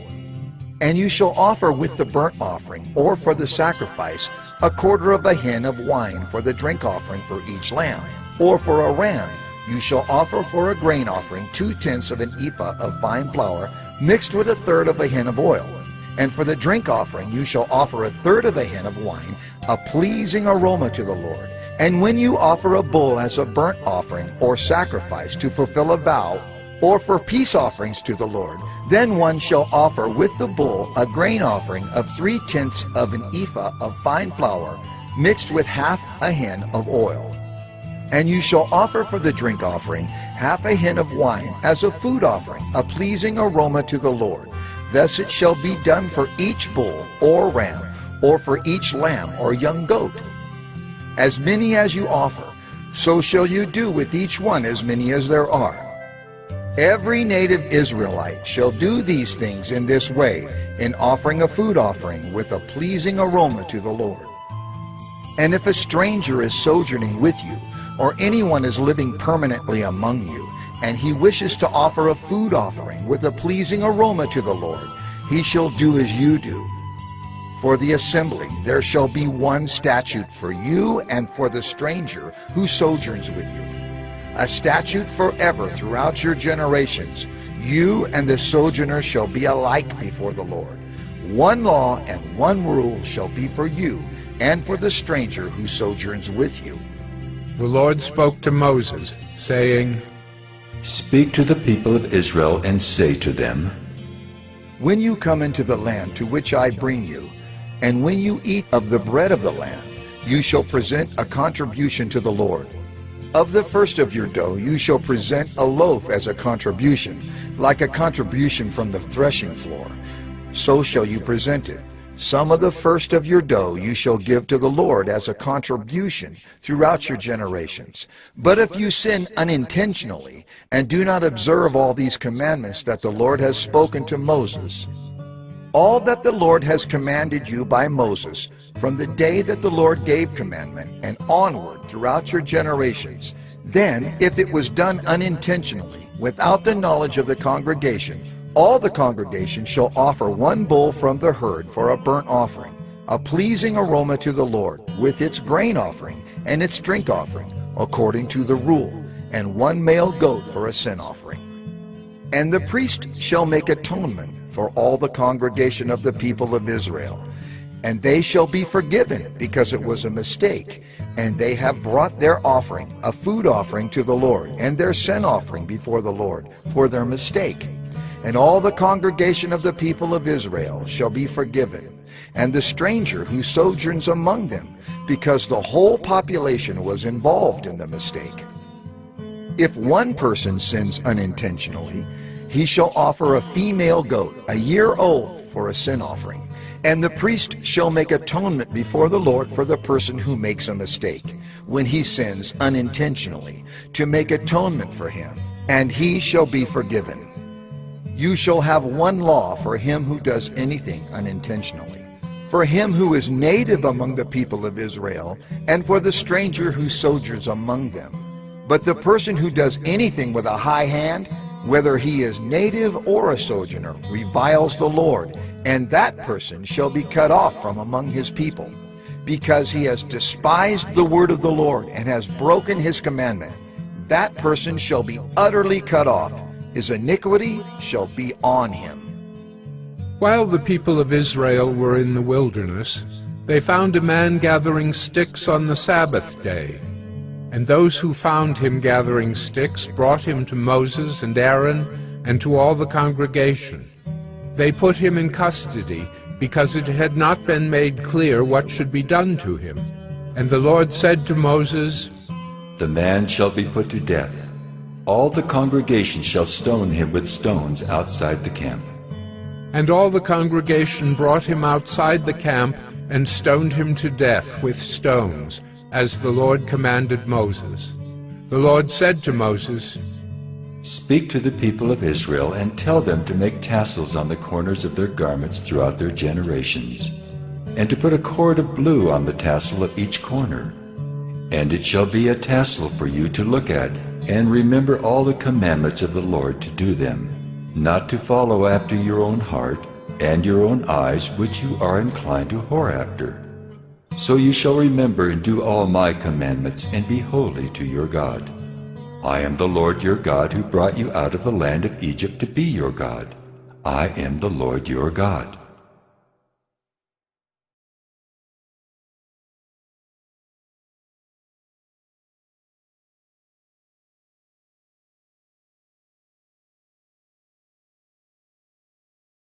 Numbers 16. Now Korah, the son of Izhar, son of Kohath, son of Levi, and Dathan and Abiram, the sons of Eliab, and On, the son of Peleth, sons of Reuben, took men. And they rose up before Moses with a number of the people of Israel, 250 chiefs of the congregation, chosen from the assembly, well-known men.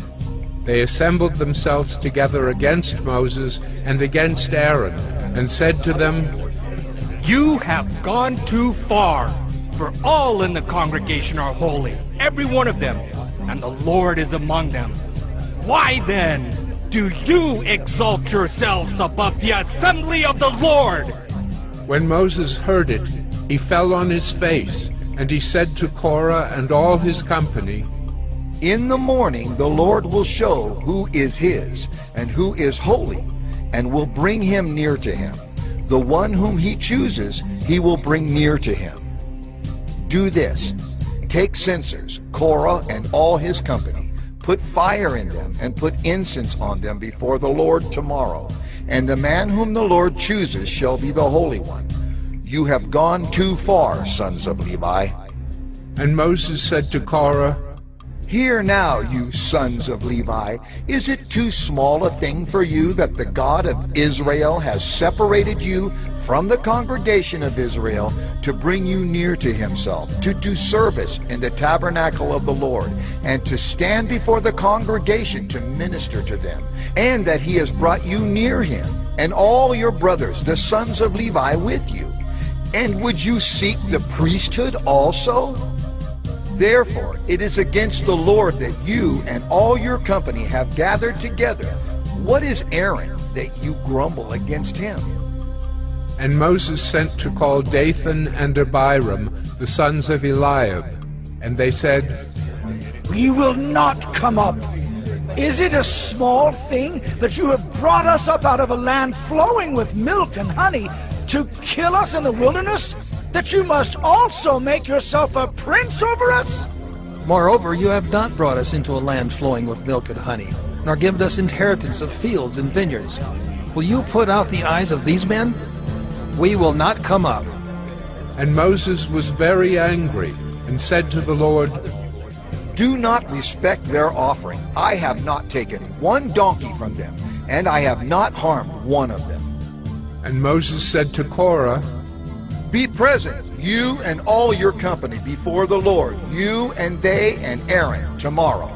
And let every one of you take his censer and put incense on it. And every one of you bring before the Lord his censer, 250 censers. You also, and Aaron, each his censer. So every man took his censer and put fire in them, and laid incense on them, and stood at the entrance of the tent of meeting with Moses and Aaron. Then Korah assembled all the congregation against them at the entrance of the tent of meeting. And the glory of the Lord appeared to all the congregation. And the Lord spoke to Moses and to Aaron, saying, Separate yourselves from among this congregation, that I may consume them in a moment. And they fell on their faces and said, O God, the God of the spirits of all flesh, shall one man sin? And will you be angry with all the congregation? And the Lord spoke to Moses, saying, Say to the congregation, Get away from the dwelling of Korah, Dathan, and Abiram. Then Moses rose and went to Dathan and Abiram, and the elders of Israel followed him. And he spoke to the congregation, saying, Depart, please, from the tents of these wicked men, and touch nothing of theirs, lest you be swept away with all their sins. So they got away from the dwelling of Korah, Dathan, and Abiram. And Dathan and Abiram came out and stood at the door of their tents, together with their wives, their sons, and their little ones. And Moses said, Hereby ye shall know that the Lord has sent me to do all these works, and that it has not been of my own accord. If these men die, as all men die, or if they are visited by the fate of all mankind, then the Lord has not sent me. But if the Lord creates something new, and the ground opens its mouth and swallows them up with all that belongs to them, and they go down alive into Sheol, then you shall know that these men have despised the Lord. And as soon as he had finished speaking all these words, the ground under them split apart, and the earth opened its mouth and swallowed them up, with their households and all the people who belonged to Korah and all their goods. So they and all that belonged to them went down alive into Sheol, and the earth closed over them, and they perished from the midst of the assembly. And all Israel who were around them fled at their cry, for they said, Lest the earth swallow us up! And fire came out from the Lord, and consumed the 250 men offering the incense. Then the Lord spoke to Moses, saying, Tell Eleazar the son of Aaron the priest to take up the censers out of the blaze. Then scatter the fire far and wide, for they have become holy. As for the censers of these men who have sinned at the cost of their lives, let them be made into hammered plates as a covering for the altar. For they offered them before the Lord, and they became holy. Thus they shall be a sign to the people of Israel.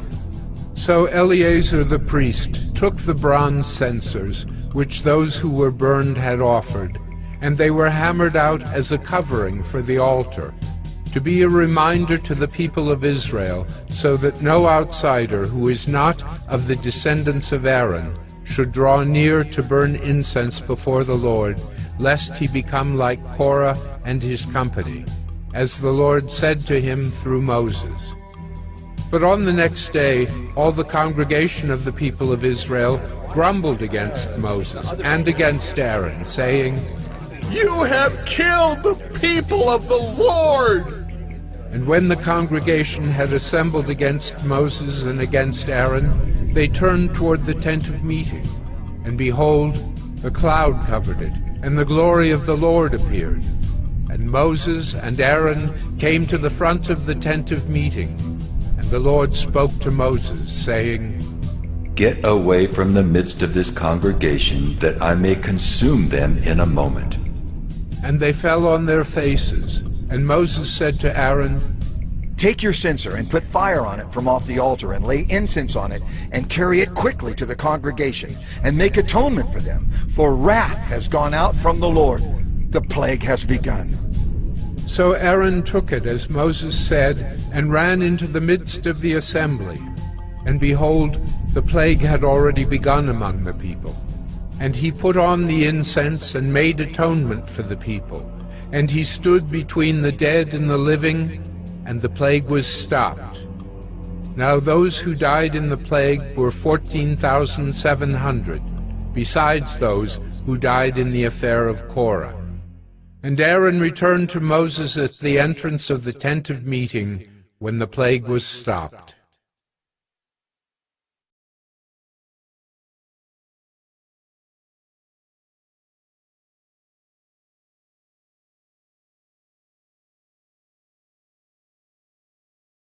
Numbers 17.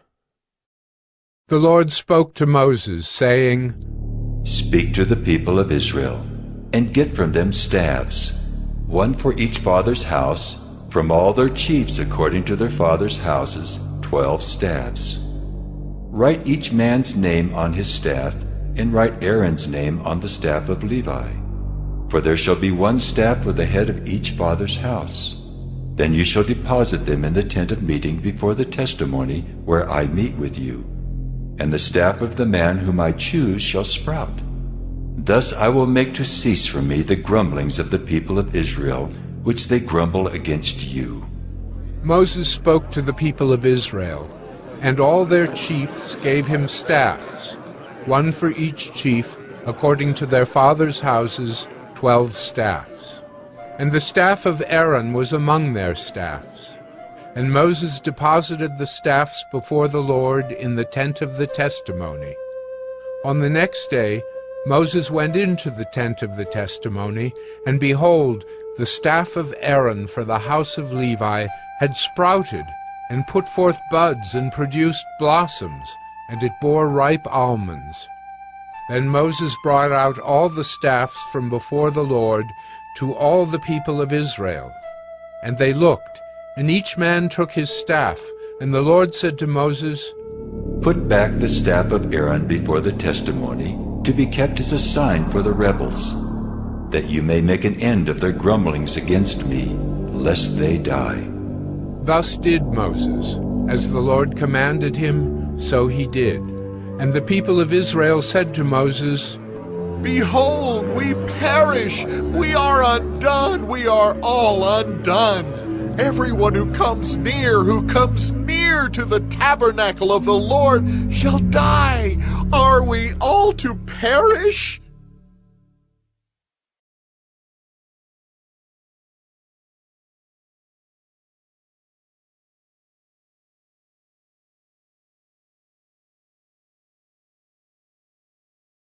Numbers 18. So the Lord said to Aaron, You and your sons and your father's house with you shall bear iniquity connected with the sanctuary, and you and your sons with you shall bear iniquity connected with your priesthood.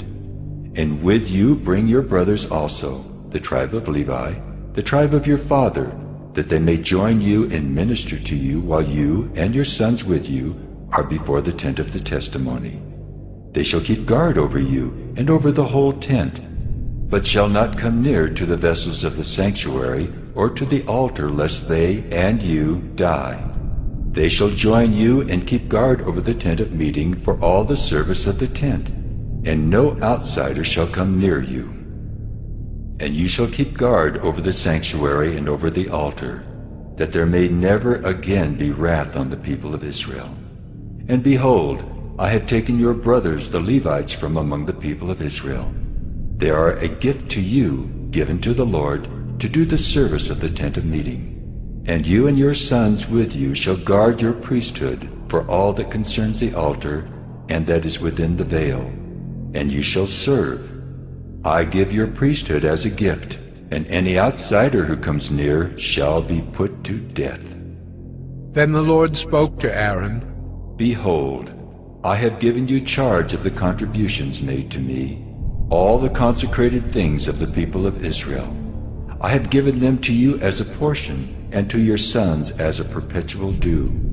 They shall be yours of the most holy things, reserved from the fire, every offering of theirs, every grain offering of theirs, and every sin offering of theirs, and every guilt offering of theirs which they render to me shall be most holy to you and to your sons. In a most holy place shall you eat it. Every male may eat it. It is holy to you. This also is yours, the contribution of their gift, all the wave offerings of the people of Israel. I have given them to you, and to your sons and daughters with you, as a perpetual due. Everyone who is clean in your house may eat it. All the best of the oil, and all the best of the wine and of the grain, the firstfruits of what they give to the Lord I give to you. The first ripe fruits of all that is in their land which they bring to the Lord shall be yours. Everyone who is clean in your house may eat it. Every devoted thing in Israel shall be yours. Everything that opens the womb of all flesh, whether man or beast, which they offer to the Lord, shall be yours. Nevertheless, the firstborn of man you shall redeem, and the firstborn of unclean animals you shall redeem. And their redemption price, at a month old you shall redeem them. You shall fix it 5 shekels in silver, according to the shekel of the sanctuary, which is 20 gerahs. But the firstborn of a cow, or the firstborn of a sheep, or the firstborn of a goat you shall not redeem. They are holy. You shall sprinkle their blood on the altar, and shall burn their fat as a food offering, with a pleasing aroma to the Lord. But their flesh shall be yours, as the breast that is waved, and as the right thigh are yours. All the holy contributions that the people of Israel present to the Lord, I give to you and to your sons and daughters with you, as a perpetual due. It is a covenant of salt forever before the Lord for you and for your offspring with you. And the Lord said to Aaron, You shall have no inheritance in their land, neither shall you have any portion among them. I am your portion and your inheritance among the people of Israel. To the Levites I have given every tithe in Israel for an inheritance, in return for their service that they do, their service in the tent of meeting. So that the people of Israel do not come near the tent of meeting, lest they bear sin and die. But the Levites shall do the service of the tent of meeting, and they shall bear their iniquity. It shall be a perpetual statute throughout your generations, and among the people of Israel they shall have no inheritance. For the tithe of the people of Israel, which they present as a contribution to the Lord, I have given to the Levites for an inheritance. Therefore I have said of them, that they shall have no inheritance among the people of Israel. And the Lord spoke to Moses, saying, Moreover, you shall speak and say to the Levites, When you take from the people of Israel the tithe that I have given you from them for your inheritance, then you shall present a contribution from it to the Lord, a tithe of the tithe. And your contribution shall be counted to you as though it were the grain of the threshing floor, and as the fullness of the winepress. So you shall also present a contribution to the Lord from all your tithes, which you receive from the people of Israel. And from it you shall give the Lord's contribution to Aaron the priest. Out of all the gifts to you, you shall present every contribution due to the Lord. From each its best part is to be dedicated. Therefore you shall say to them, when you have offered from it the best of it, then the rest shall be counted to the Levites as produce of the threshing floor, and as produce of the winepress, and you may eat it in any place, you and your households, for it is your reward in return for your service in the tent of meeting. And you shall bear no sin by reason of it, when you have contributed the best of it. But you shall not profane the holy things of the people of Israel, lest you die.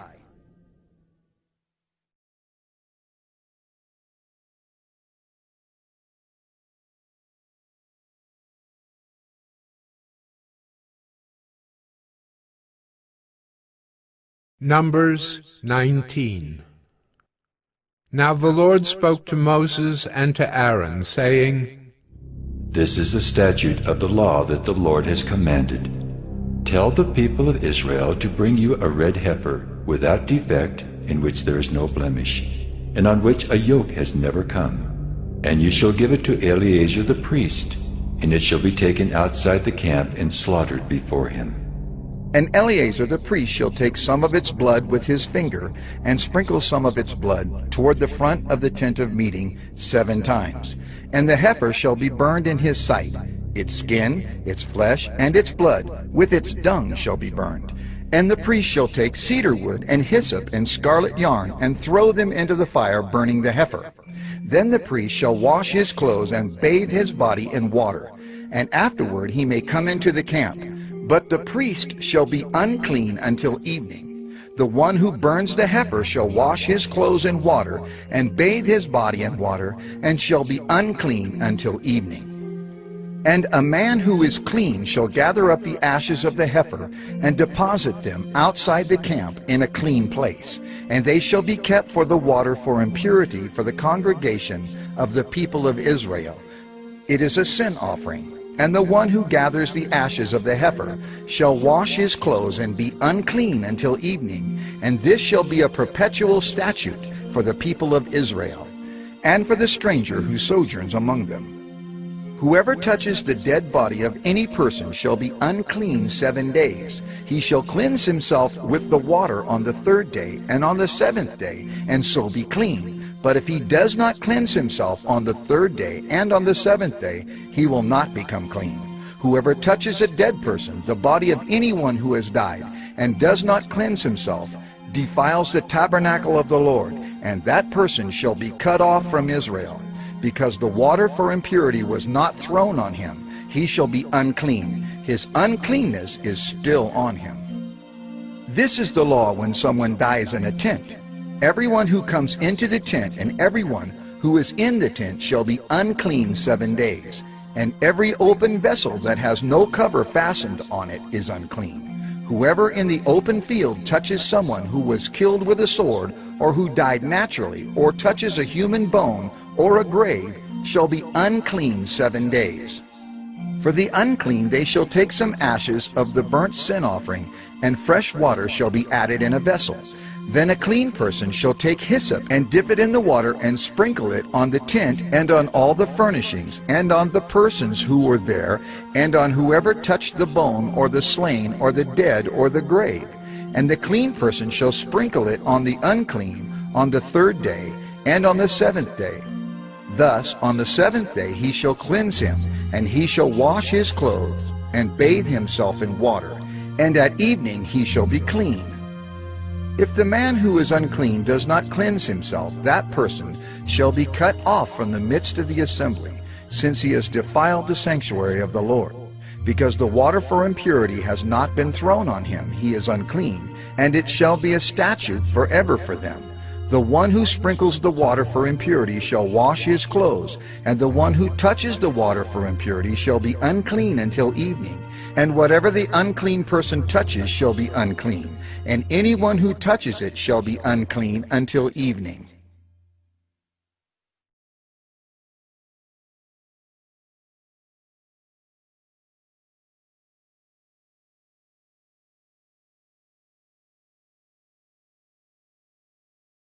Numbers 20. And the people of Israel, the whole congregation, came into the wilderness of Zin in the 1st month, and the people stayed in Kadesh. And Miriam died there and was buried there. Now there was no water for the congregation, and they assembled themselves together against Moses and against Aaron. And the people quarreled with Moses and said, "Would that we had perished when our brothers perished before the Lord! Why have you brought the assembly of the Lord into this wilderness? That we should die here, both we and our cattle?" "And why have you made us come up out of Egypt to bring us to this evil place? It is no place for grain or figs or vines or pomegranates, and there is no water to drink."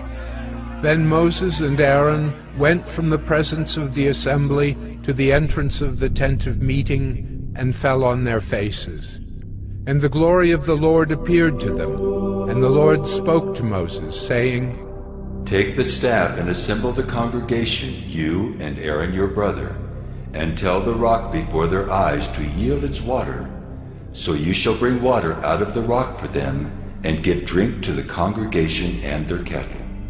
And Moses took the staff from before the Lord, as he commanded him.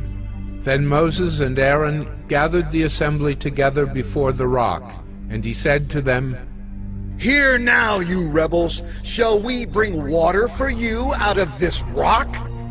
And Moses lifted up his hand and struck the rock with his staff twice, and water came out abundantly, and the congregation drank, and their livestock. And the Lord said to Moses and Aaron, "Because you did not believe in me to uphold me as holy in the eyes of the people of Israel, therefore you shall not bring this assembly into the land that I have given them." These are the waters of Meribah, where the people of Israel quarreled with the Lord, and through them he showed himself holy. Moses sent messengers from Kadesh to the king of Edom. "Thus says your brother Israel, you know all the hardship that we have met, how our fathers went down to Egypt, and we lived in Egypt a long time. And the Egyptians dealt harshly with us and our fathers. And when we cried to the Lord, he heard our voice and sent an angel and brought us out of Egypt. And here we are in Kadesh, a city on the edge of your territory. Please let us pass through your land. We will not pass through field or vineyard or drink water from a well. We will go along the king's highway.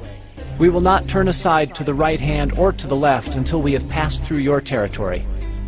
But Edom said to him, "You shall not pass through, lest I come out with the sword against you."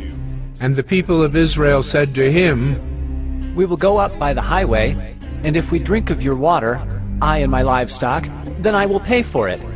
Let me only pass through on foot, nothing more." But he said, "You shall not pass through." And Edom came out against them with a large army and with a strong force. Thus Edom refused to give Israel passage through his territory. So Israel turned away from him. And they journeyed from Kadesh, and the people of Israel, the whole congregation, came to Mount Hor. And the Lord said to Moses and Aaron at Mount Hor, on the border of the land of Edom, "Let Aaron be gathered to his people, for he shall not enter the land that I have given to the people of Israel, because you rebelled against my command at the waters of Meribah. Take Aaron and Eleazar his son, and bring them up to Mount Hor, and strip Aaron of his garments, and put them on Eleazar his son, and Aaron shall be gathered to his people, and shall die there." Moses did as the Lord commanded, and they went up Mount Hor in the sight of all the congregation. And Moses stripped Aaron of his garments, and put them on Eleazar his son. And Aaron died there on the top of the mountain. Then Moses and Eleazar came down from the mountain.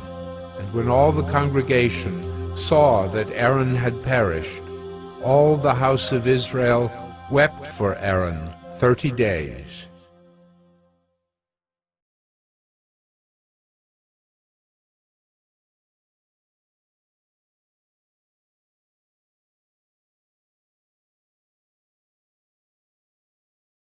Numbers 21.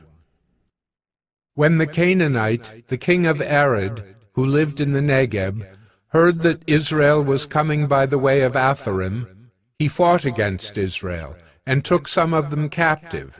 And Israel vowed a vow to the Lord, and said, If you will indeed give this people into my hand, then I will devote their cities to destruction. And the Lord heeded the voice of Israel, and gave over the Canaanites.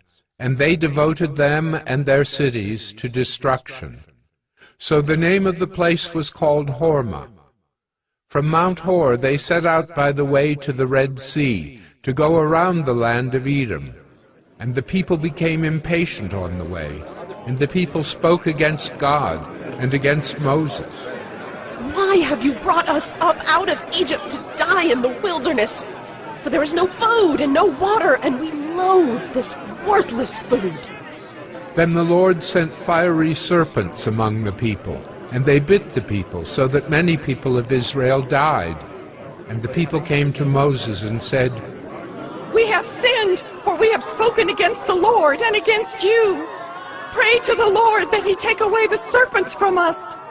So Moses prayed for the people, and the Lord said to Moses, Make a fiery serpent and set it on a pole, and everyone who is bitten when he sees it shall live. So Moses made a bronze serpent and set it on a pole. And if a serpent bit anyone, he would look at the bronze serpent and live. And the people of Israel set out and camped in Oboth. And they set out from Oboth and camped at Abarim in the wilderness that is opposite Moab toward the sunrise. From there they set out and camped in the valley of Zered. From there they set out and camped on the other side of the Arnon, which is in the wilderness that extends from the border of the Amorites. For the Arnon is the border of Moab, between Moab and the Amorites. Therefore it is said in the book of the wars of the Lord, Waheb and Suphah, and the valleys of the Arnon, and the slope of the valleys that extends to the seat of Ar, and leans to the border of Moab. And from there they continued to Beer, that is the well of which the Lord said to Moses, Gather the people together, so that I may give them water. Then Israel sang this song. Spring up, O well, sing to it, the well that the princes made, that the nobles of the people dug, with the scepter and with their staffs. And from the wilderness they went on to Mattanah, and from Mattanah to Nahaliel, and from Nahaliel to Bamoth, and from Bamoth to the valley lying in the region of Moab, by the top of Pisgah that looks down on the desert. Then Israel sent messengers to Sihon, king of the Amorites, saying, Let me pass through your land. We will not turn aside into field or vineyard. We will not drink the water of a well. We will go by the king's highway until we have passed through your territory.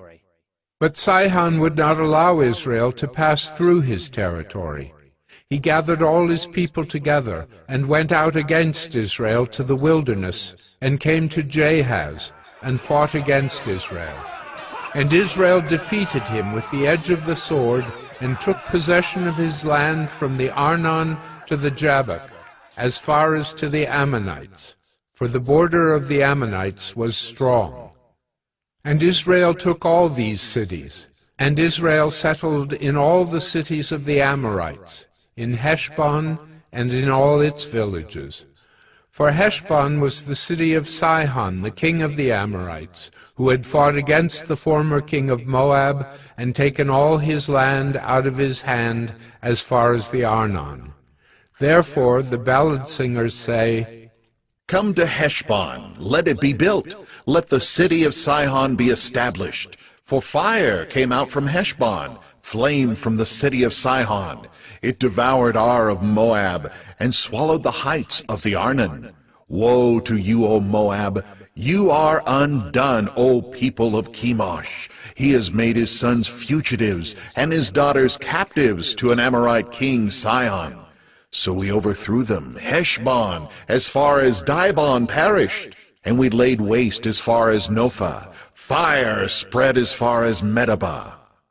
Thus Israel lived in the land of the Amorites. And Moses sent to spy out Jazer, and they captured its villages, and dispossessed the Amorites who were there. Then they turned, and went up by the way to Bashan. And Og the king of Bashan came out against them, he and all his people, to battle at Edrei. But the Lord said to Moses, Do not fear him, for I have given him into your hand, and all his people and his land. And you shall do to him as you did to Sihon king of the Amorites, who lived at Heshbon. So they defeated him and his sons and all his people, until he had no survivor left, and they possessed his land.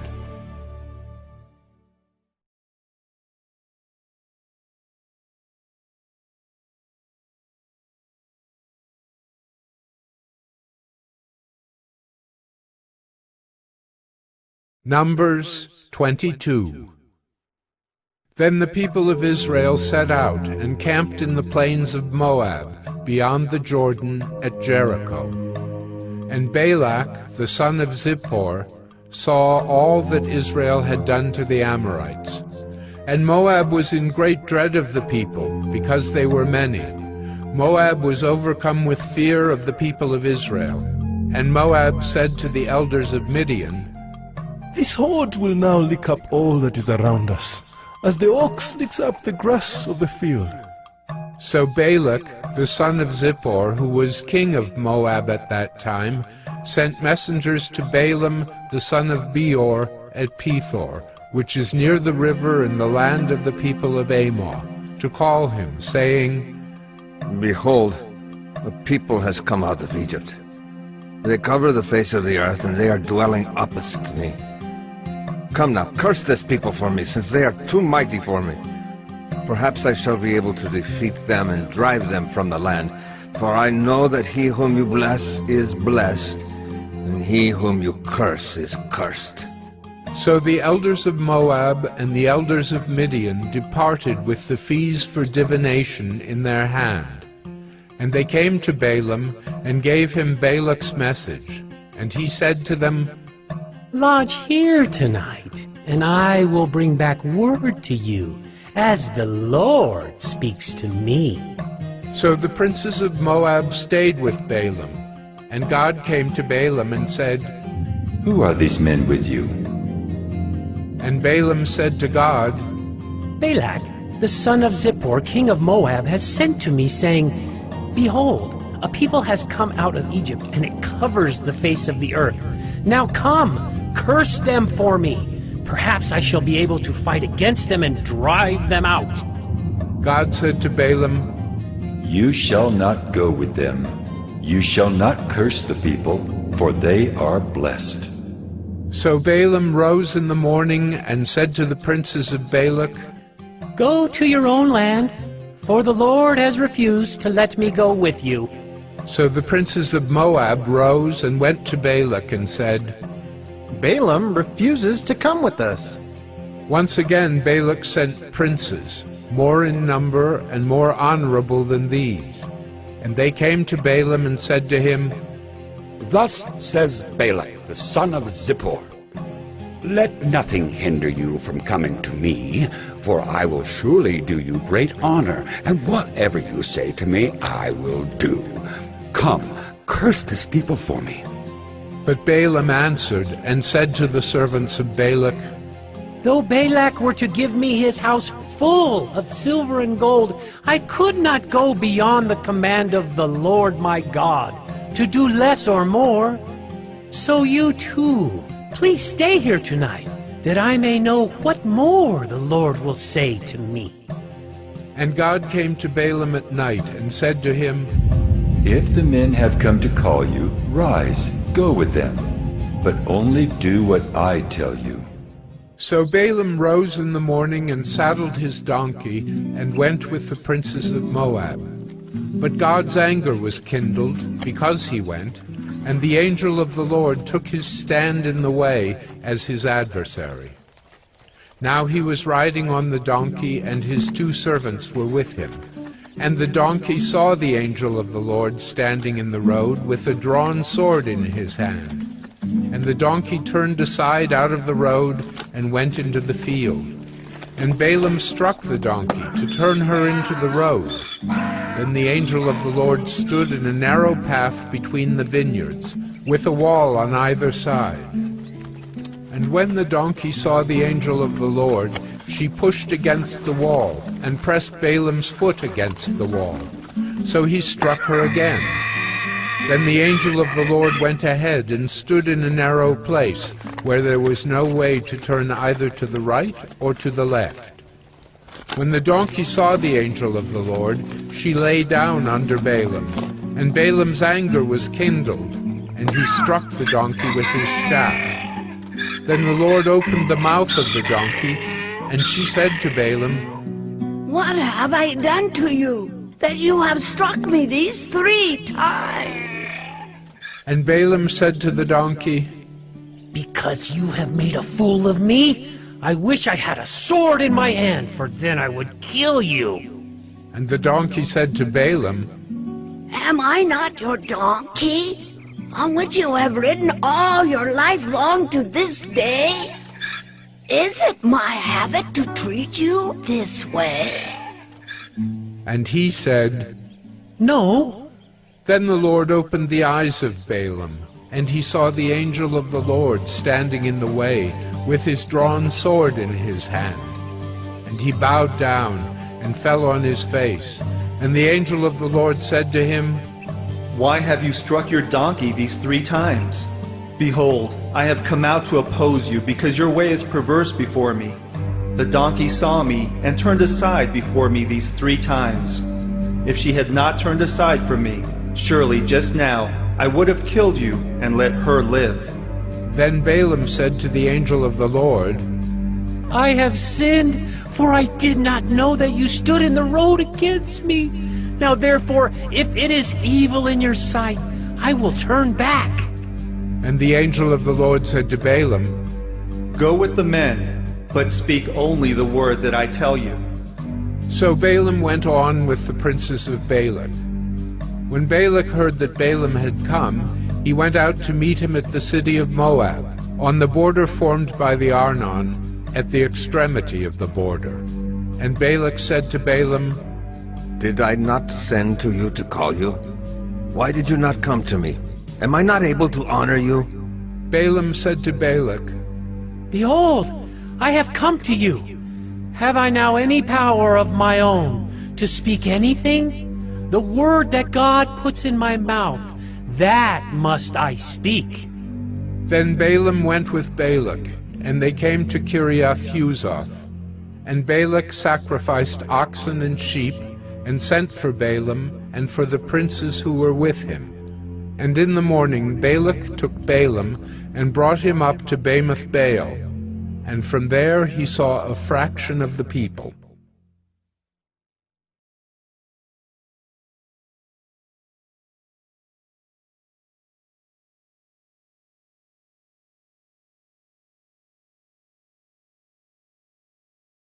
Numbers 23. And Balaam said to Balak, Build for me here 7 altars, and prepare for me here 7 bulls and 7 rams. Balak did as Balaam had said, and Balak and Balaam offered on each altar a bull and a ram. And Balaam said to Balak, Stand beside your burnt offering, and I will go. Perhaps the Lord will come to meet me, and whatever he shows me, I will tell you. And he went to a bare height, And God met Balaam, and Balaam said to him, I have arranged the 7 altars, and I have offered on each altar a bull and a ram. And the Lord put a word in Balaam's mouth, and said, Return to Balak, and thus you shall speak. And he returned to him, and behold, he and all the princes of Moab were standing beside his burnt offering. And Balaam took up his discourse and said, From Aram Balak has brought me, the king of Moab, from the eastern mountains.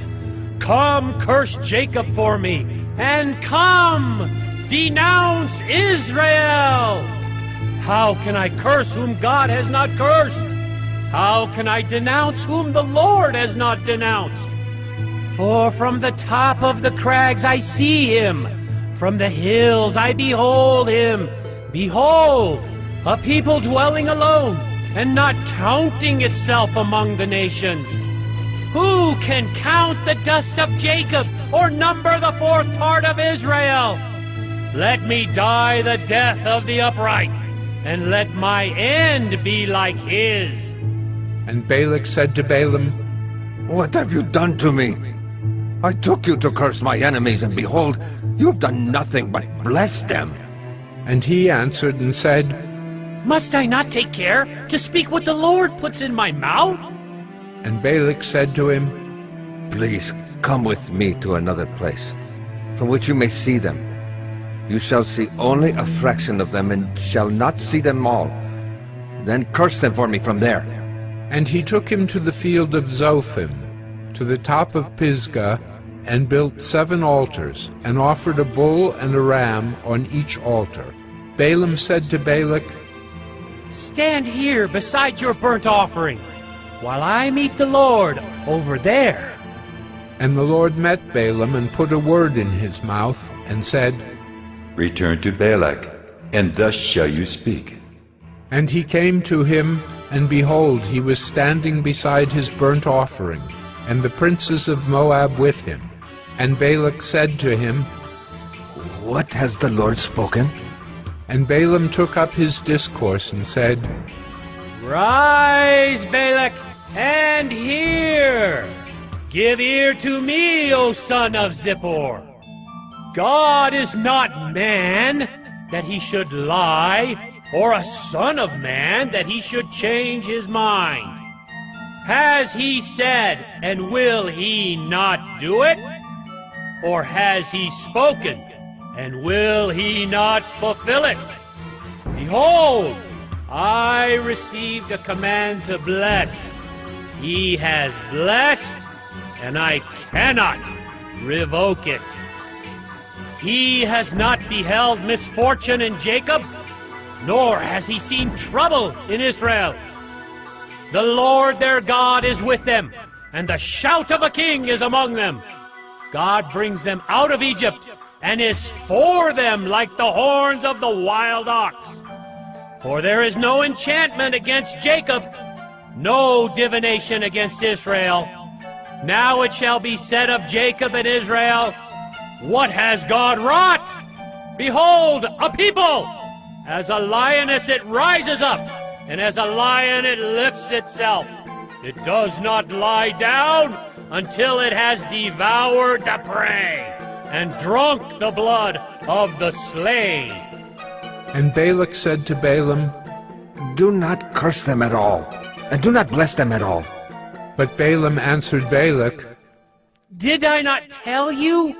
All that the Lord says, that I must do. And Balak said to Balaam, Come now, I will take you to another place. Perhaps it will please God that you may curse them for me from there. So Balak took Balaam to the top of Peor, which overlooks the desert. And Balaam said to Balak, Build for me here 7 altars, and prepare for me here 7 bulls and 7 rams. And Balak did as Balaam had said, and offered a bull and a ram on each altar.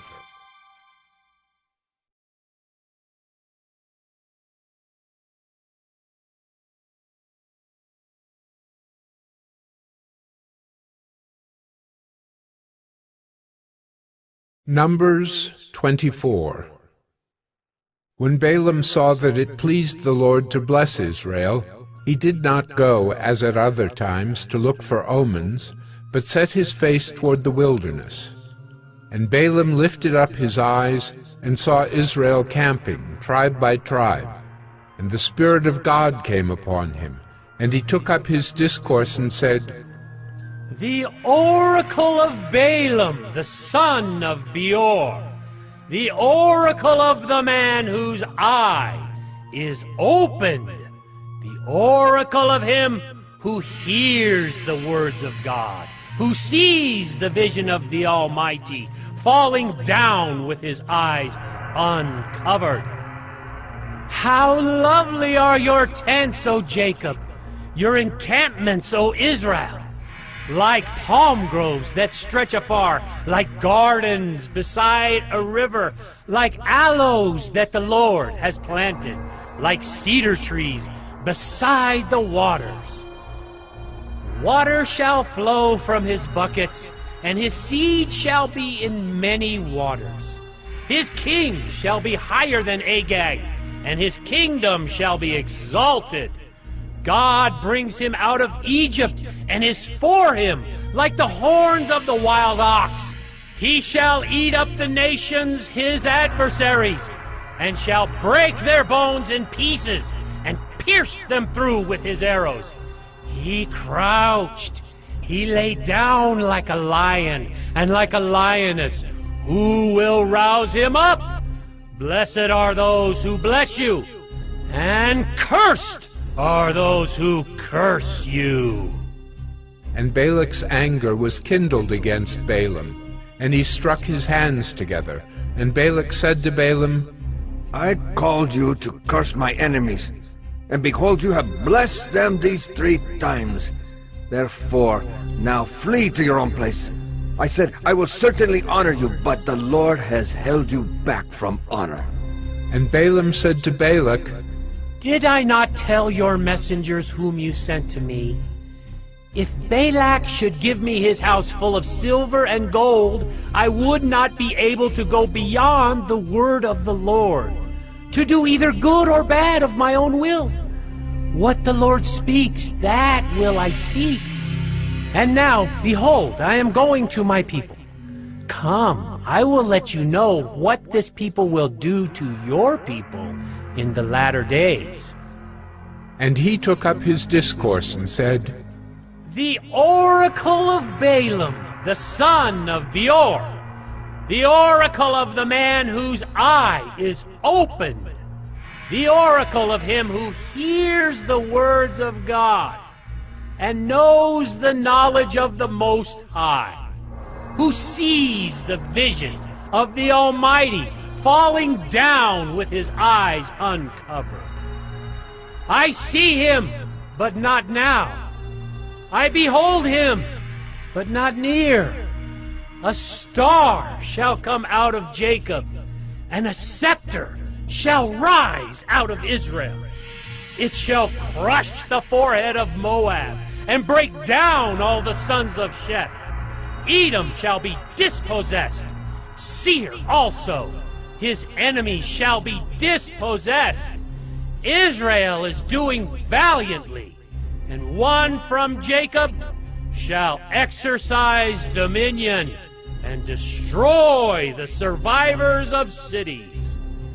Then he looked on Amalek, and took up his discourse and said, Amalek was the first among the nations, but its end is utter destruction. And he looked on the Kenite, and took up his discourse and said, Enduring is your dwelling place, and your nest is set in the rock. Nevertheless, Cain shall be burned when Asher takes you away captive. And he took up his discourse and said, Alas, who shall live when God does this? But ships shall come from Kittim, and shall afflict Asher and Eber, and he too shall come to utter destruction. Then Balaam rose and went back to his place, and Balak also went his way.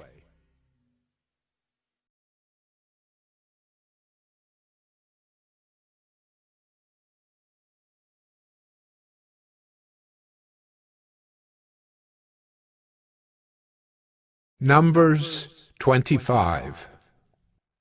While Israel lived in Shittim, the people began to whore with the daughters of Moab. These invited the people to the sacrifices of their gods, and the people ate and bowed down to their gods. So Israel yoked himself to Baal of Peor. And the anger of the Lord was kindled against Israel. And the Lord said to Moses, Take all the chiefs of the people, and hang them in the sun before the Lord, that the fierce anger of the Lord may turn away from Israel. And Moses said to the judges of Israel, Each of you kill those of his men who have yoked themselves to Baal of Peor. And behold, one of the people of Israel came and brought a Midianite woman to his family, in the sight of Moses and in the sight of the whole congregation of the people of Israel, while they were weeping in the entrance of the tent of meeting.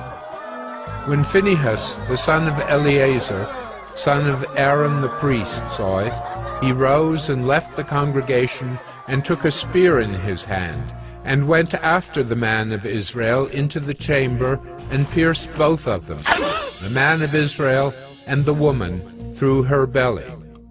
Thus the plague on the people of Israel was stopped. Nevertheless, those who died by the plague were 24,000. And the Lord said to Moses, Phinehas, the son of Eleazar, son of Aaron the priest, has turned back my wrath from the people of Israel, in that he was jealous with my jealousy among them, so that I did not consume the people of Israel in my jealousy. Therefore say, Behold, I give to him my covenant of peace, and it shall be to him and to his descendants after him the covenant of a perpetual priesthood, because he was jealous for his God, and made atonement for the people of Israel. The name of the slain man of Israel, who was killed with the Midianite woman, was Zimri, the son of Salu, chief of a father's house belonging to the Simeonites. And the name of the Midianite woman who was killed was Cosbi, the daughter of Zur, who was the tribal head of a father's house in Midian. And the Lord spoke to Moses, saying, Harass the Midianites, and strike them down, for they have harassed you with their wiles, with which they beguiled you in the matter of Peor, and in the matter of Cosbi, the daughter of the chief of Midian, their sister who was killed on the day of the plague on account of Peor.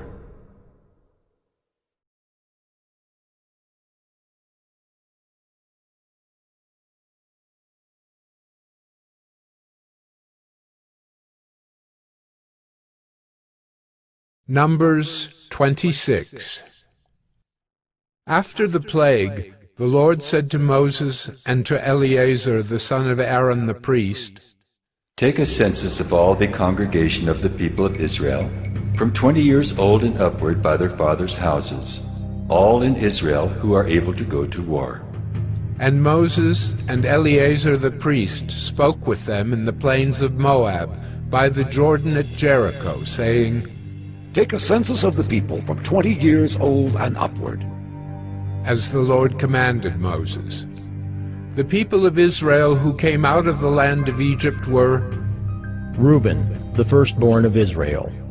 The sons of Reuben, of Hanok, the clan of the Hanokites, of Palu, the clan of the Paluites, of Hezron, the clan of the Hezronites, of Carmi, the clan of the Carmites. These are the clans of the Reubenites, and those listed were 43,730. And the sons of Palu, Eliab. The sons of Eliab, Nemuel, Dathan, and Abiram. These are the Dathan and Abiram chosen from the congregation, who contended against Moses and Aaron in the company of Korah, when they contended against the Lord, and the earth opened its mouth and swallowed them up together with Korah, when that company died, when the fire devoured 250 men, and they became a warning. But the sons of Korah did not die. The sons of Simeon according to their clans. Of Nemuel, the clan of the Nemulites. Of Jamin, the clan of the Jaminites. Of Jachin, the clan of the Jachinites. Of Zerah, the clan of the Zerahites. Of Shaul, the clan of the Shaulites. These are the clans of the Simeonites, 22,200. The sons of Gad, according to their clans. Of Zephon, the clan of the Zephonites. Of Haggi, the clan of the Haggites. Of Shuni, the clan of the Shunites. Of Ozni, the clan of the Oznites. Of Eri, the clan of the Erites. Of Arod, the clan of the Arodites. Of Areli, the clan of the Arelites.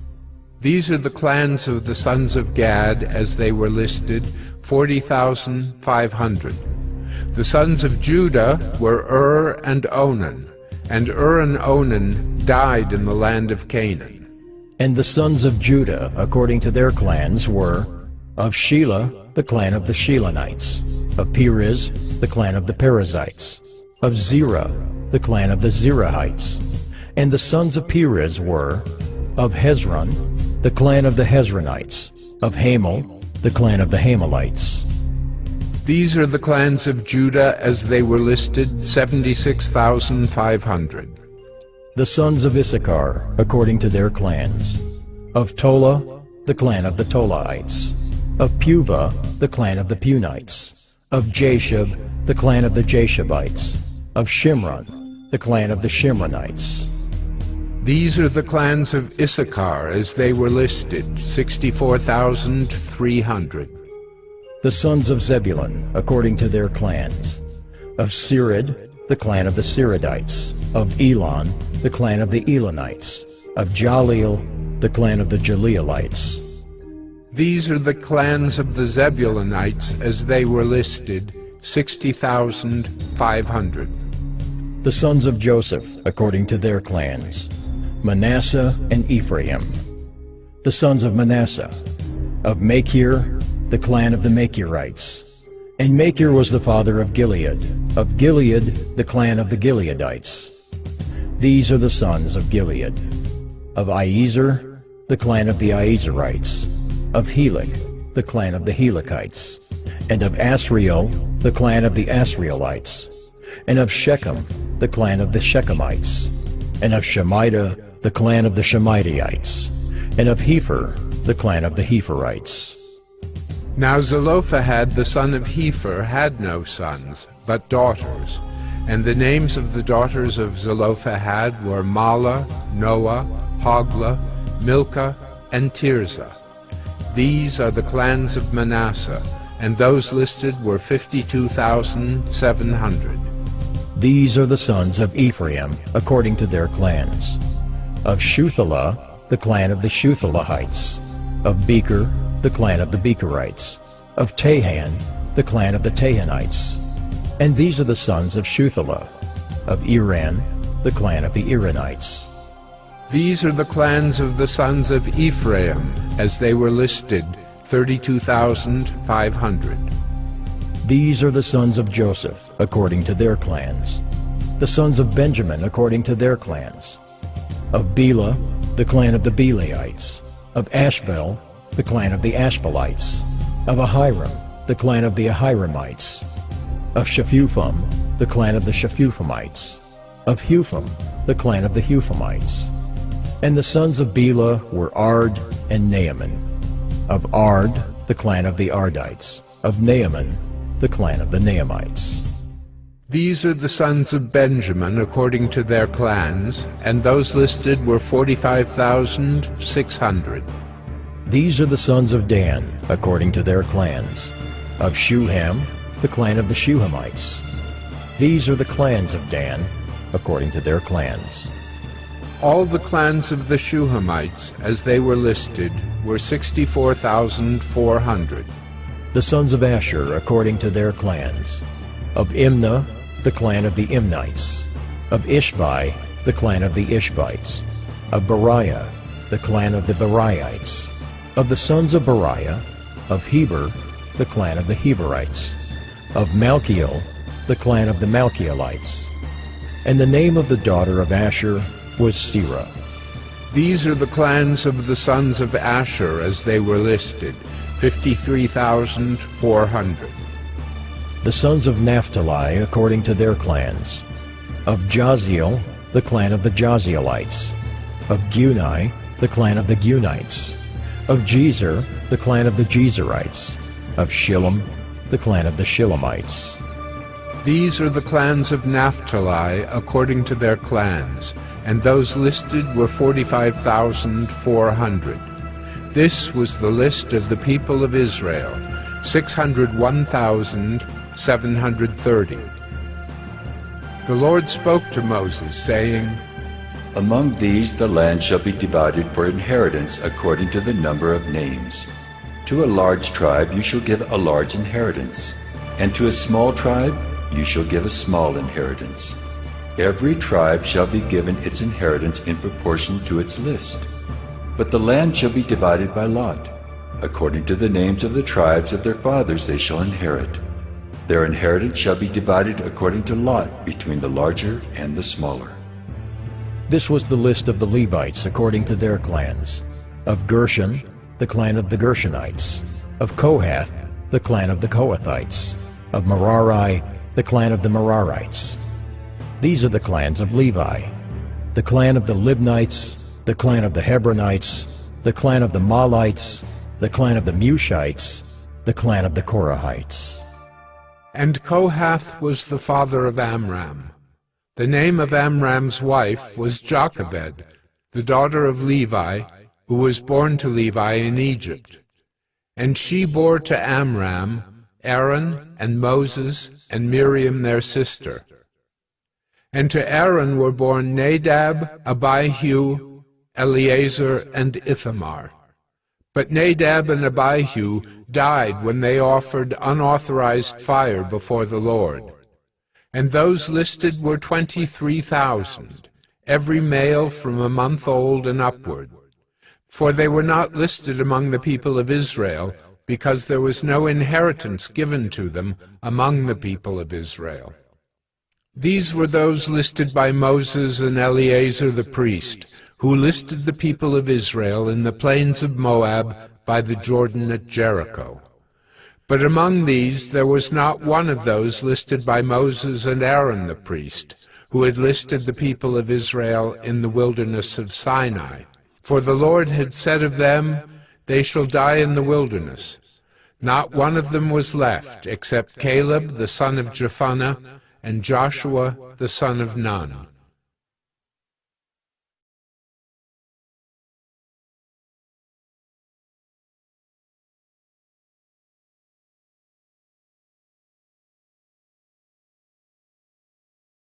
Numbers 27. Then drew near the daughters of Zelophehad, the son of Hepher, son of Gilead, son of Machir, son of Manasseh, from the clans of Manasseh the son of Joseph. The names of his daughters were Mahlah, Noah, Hoglah, Milcah, and Tirzah. And they stood before Moses and before Eleazar the priest, and before the chiefs and all the congregation, at the entrance of the tent of meeting, saying, Our father died in the wilderness. He was not among the company of those who gathered themselves together against the Lord in the company of Korah, but died for his own sin. And he had no sons. Why should the name of our father be taken away from his clan because he had no son? Give to us a possession among our father's brothers. Moses brought their case before the Lord, and the Lord said to Moses, The daughters of Zelophehad are right. You shall give them possession of an inheritance among their father's brothers, and transfer the inheritance of their father to them. And you shall speak to the people of Israel, saying, If a man dies and has no son, then you shall transfer his inheritance to his daughter. And if he has no daughter, then you shall give his inheritance to his brothers. And if he has no brothers, then you shall give his inheritance to his father's brothers. And if his father has no brothers, then you shall give his inheritance to the nearest kinsman of his clan, and he shall possess it. And it shall be for the people of Israel a statute and rule, as the Lord commanded Moses. The Lord said to Moses, Go up into this mountain of Abarim, and see the land that I have given to the people of Israel.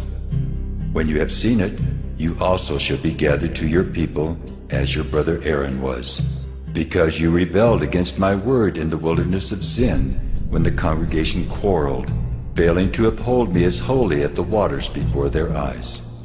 These are the waters of Meribah of Kadesh in the wilderness of Zin.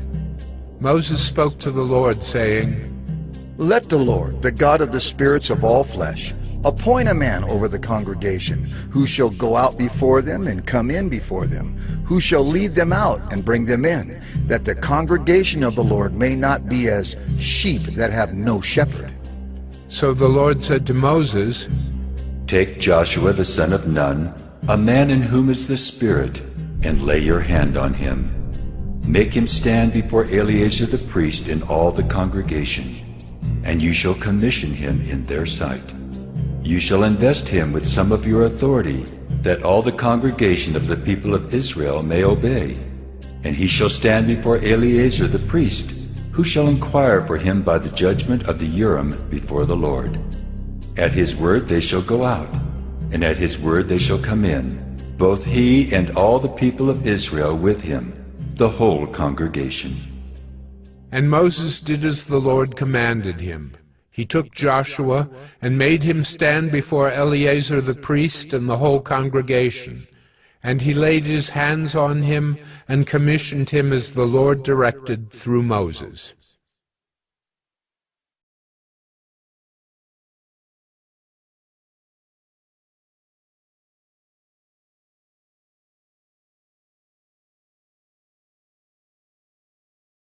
Numbers 28. The Lord spoke to Moses, saying, Command the people of Israel and say to them, My offering, my food for my food offerings, my pleasing aroma, you shall be careful to offer to me at its appointed time. And you shall say to them, This is the food offering that you shall offer to the Lord, 2 male lambs a year old without blemish, day by day as a regular offering. The one lamb you shall offer in the morning, and the other lamb you shall offer at twilight. Also 1/10 of an ephah of fine flour for a grain offering, mixed with 1/4 of a hin of beaten oil. It is a regular burnt offering, which was ordained at Mount Sinai for a pleasing aroma, a food offering to the Lord. Its drink offering shall be 1/4 of a hin for each lamb. In the holy place you shall pour out a drink offering of strong drink to the Lord. The other lamb you shall offer at twilight, like the grain offering of the morning, and like its drink offering you shall offer it as a food offering, with a pleasing aroma to the Lord. On the Sabbath day 2 male lambs a year old without blemish, and 2/10 of an ephah of fine flour for a grain offering mixed with oil, and its drink offering. This is the burnt offering of every Sabbath, besides the regular burnt offering and its drink offering. At the beginnings of your months you shall offer a burnt offering to the Lord, 2 bulls from the herd, 1 ram, 7 male lambs a year old without blemish. Also 3/10 of an ephah of fine flour for a grain offering, mixed with oil, for each bull, and 2/10 of fine flour for a grain offering, mixed with oil, for the 1 ram, and 1/10 of fine flour mixed with oil as a grain offering for every lamb, for a burnt offering with a pleasing aroma, a food offering to the Lord.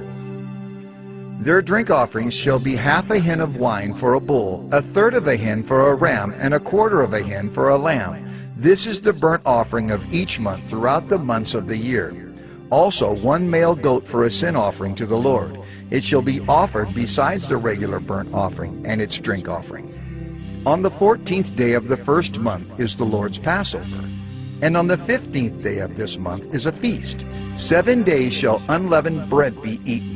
On the first day there shall be a holy convocation. You shall not do any ordinary work, but offer a food offering, a burnt offering to the Lord, 2 bulls from the herd, 1 ram, and 7 male lambs a year old. See that they are without blemish. Also their grain offering of fine flour mixed with oil, 3/10 of an ephah shall you offer for a bull, and 2/10 for a ram.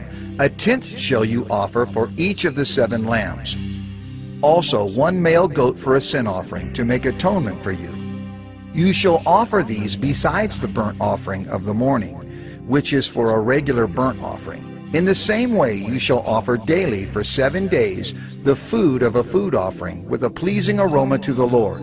It shall be offered besides the regular burnt offering and its drink offering. And on the 7th day you shall have a holy convocation. You shall not do any ordinary work. On the day of the first fruits, when you offer a grain offering of new grain to the Lord at your feast of weeks, you shall have a holy convocation. You shall not do any ordinary work, but offer a burnt offering with a pleasing aroma to the Lord. 2 bulls from the herd, 1 ram, 7 male lambs a year old, also their grain offering of fine flour mixed with oil. 3/10 of an ephah for each bull, 2/10 for 1 ram, 1/10 for each of the 7 lambs, with 1 male goat to make atonement for you. Besides the regular burnt offering and its grain offering, you shall offer them and their drink offering. See that they are without blemish.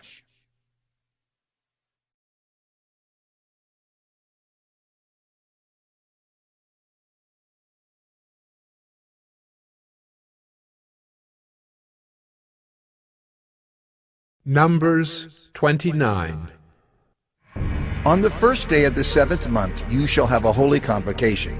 You shall not do any ordinary work. It is a day for you to blow the trumpets, and you shall offer a burnt offering for a pleasing aroma to the Lord.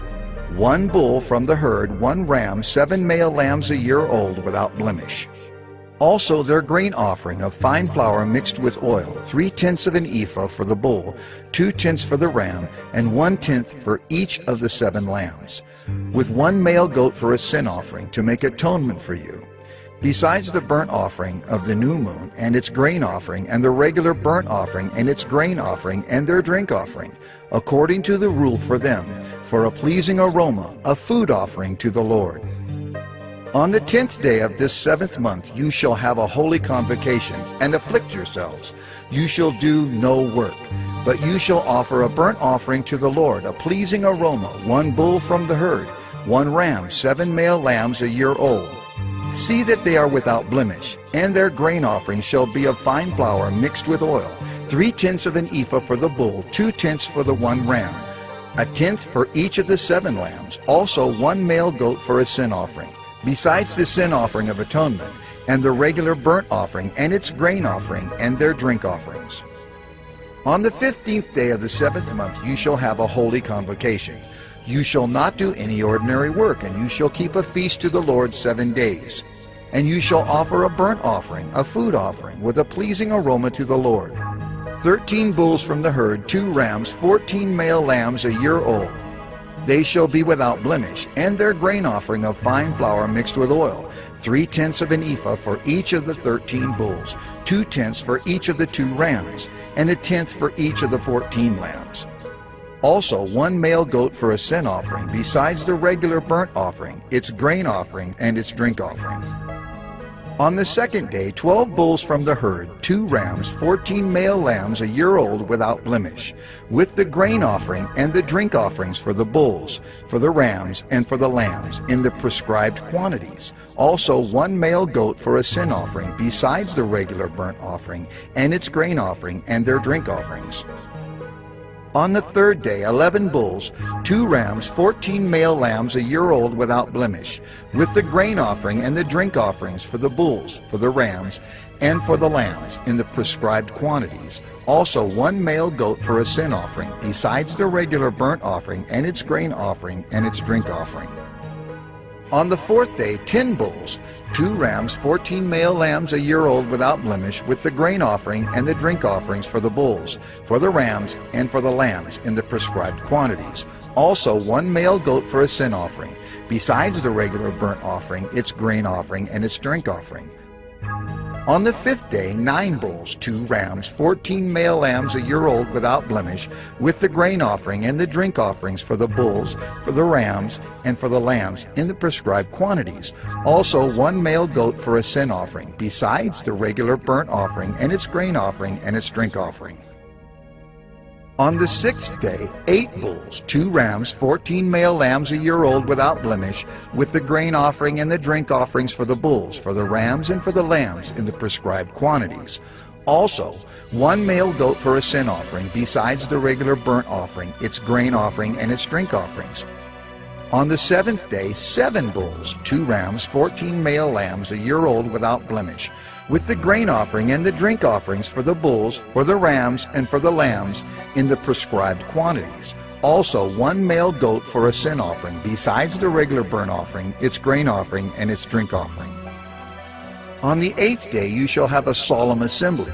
You shall not do any ordinary work, but you shall offer a burnt offering, a food offering with a pleasing aroma to the Lord, 1 bull, 1 ram, 7 male lambs, a year old without blemish, and the grain offering and the drink offerings for the bull, for the ram, and for the lambs in the prescribed quantities. Also 1 male goat for a sin offering, besides the regular burnt offering, and its grain offering, and its drink offering. These you shall offer to the Lord at your appointed feast, in addition to your vow offerings and your free will offerings, for your burnt offerings, and for your grain offerings, and for your drink offerings, and for your peace offerings. So Moses told the people of Israel everything, just as the Lord had commanded Moses.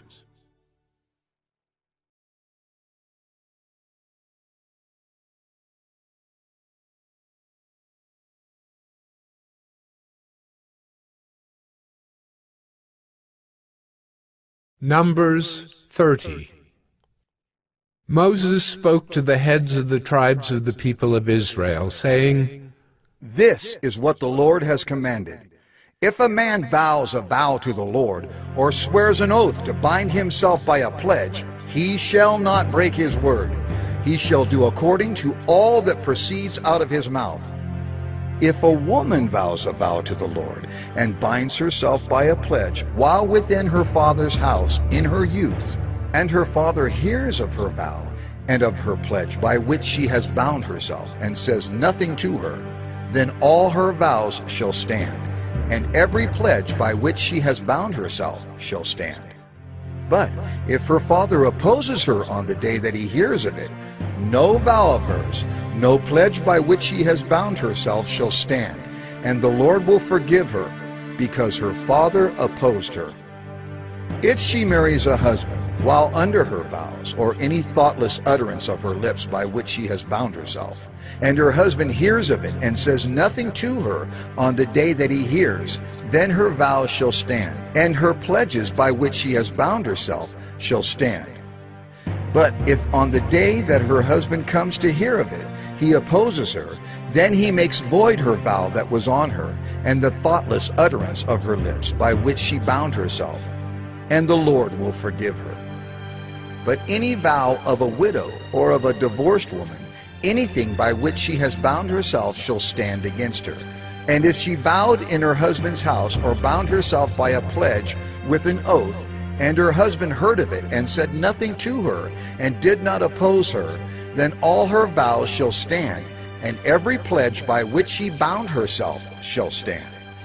But if her husband makes them null and void on the day that he hears them, then whatever proceeds out of her lips concerning her vows, or concerning her pledge of herself, shall not stand. Her husband has made them void, and the Lord will forgive her. Any vow and any binding oath to afflict herself, her husband may establish, or her husband may make void. But if her husband says nothing to her from day to day, then he establishes all her vows, or all her pledges that are upon her. He has established them, because he said nothing to her on the day that he heard of them. But if he makes them null and void after he has heard of them, then he shall bear her iniquity. These are the statutes that the Lord commanded Moses about a man and his wife, and about a father and his daughter while she is in her youth within her father's house.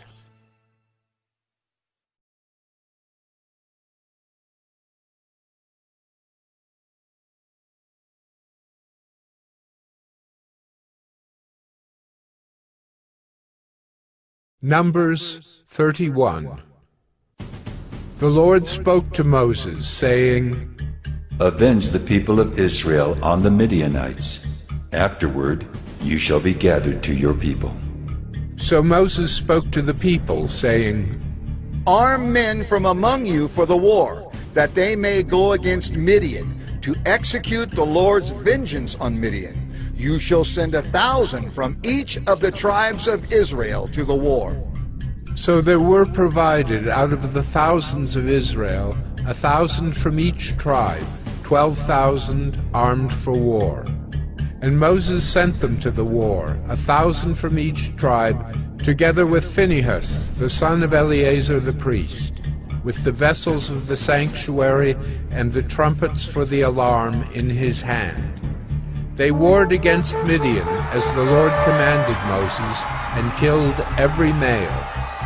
They killed the kings of Midian with the rest of their slain, Evi, Rechem, Zur, Hur, and Reba, the 5 kings of Midian.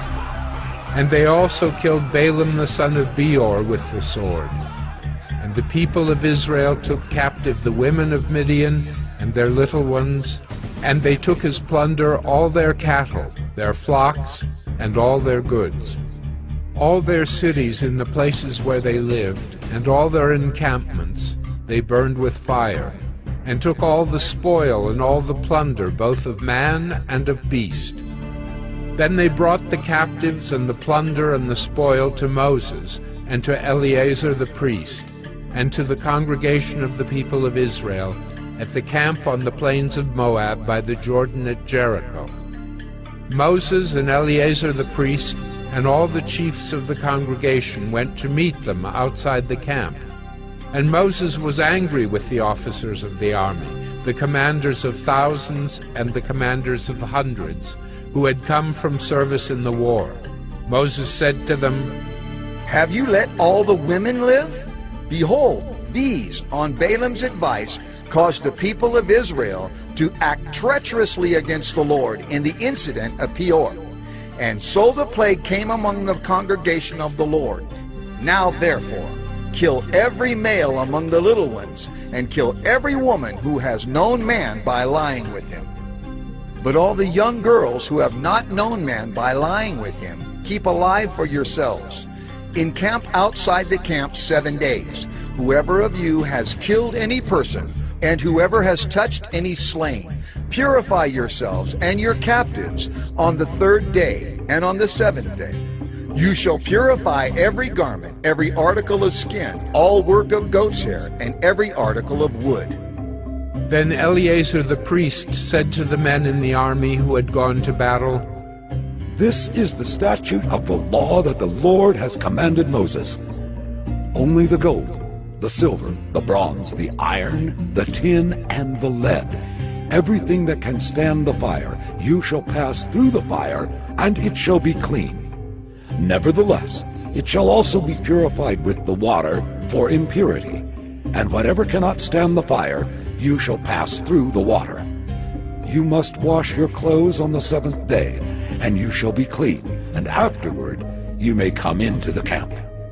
The Lord said to Moses, Take the count of the plunder that was taken, both of man and of beast, you and Eleazar the priest, and the heads of the fathers' houses of the congregation, and divide the plunder into 2 parts between the warriors who went out to battle and all the congregation. And levy for the Lord a tribute from the men of war who went out to battle, 1 out of 500 of the people, and of the oxen, and of the donkeys, and of the flocks. Take it from their half, and give it to Eleazar the priest as a contribution to the Lord. And from the people of Israel's half, you shall take 1 drawn out of every 50 of the people, of the oxen, of the donkeys, and of the flocks of all the cattle, and give them to the Levites who keep guard over the tabernacle of the Lord. And Moses and Eleazar the priest did as the Lord commanded Moses.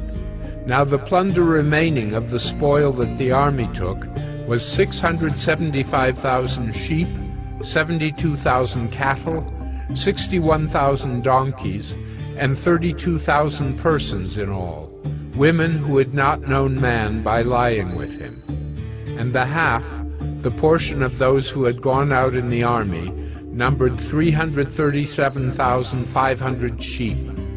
And the Lord's tribute of sheep was 675. The cattle were 36,000, of which the Lord's tribute was 72. The donkeys were 30,500, of which the Lord's tribute was 61. The persons were 16,000, of which the Lord's tribute was 32 persons. And Moses gave the tribute, which was the contribution for the Lord, to Eleazar the priest, as the Lord commanded Moses. From the people of Israel's half, which Moses separated from that of the men who had served in the army, now the congregation's half was 337,500 sheep, 36,000 cattle, and 30,500 donkeys, and 16,000 persons. From the people of Israel's half, Moses took one of every 50, both of persons and of beasts, and gave them to the Levites, who kept guard over the tabernacle of the Lord, as the Lord commanded Moses. Then the officers who were over the thousands of the army, the commanders of thousands and the commanders of hundreds, came near to Moses and said to Moses, Your servants have counted the men of war who are under our command, and there is not a man missing from us. And we have brought the Lord's offering, what each man found, articles of gold, armlets and bracelets, signet rings, earrings, and beads, to make atonement for ourselves before the Lord. And Moses and Eleazar the priest received from them the gold, all crafted articles, and all the gold of the contribution that they presented to the Lord, from the commanders of thousands and the commanders of hundreds, was 16,750 shekels. The men in the army had each taken plunder for himself. And Moses and Eleazar the priest received the gold from the commanders of thousands and of hundreds, and brought it into the tent of meeting, as a memorial for the people of Israel before the Lord.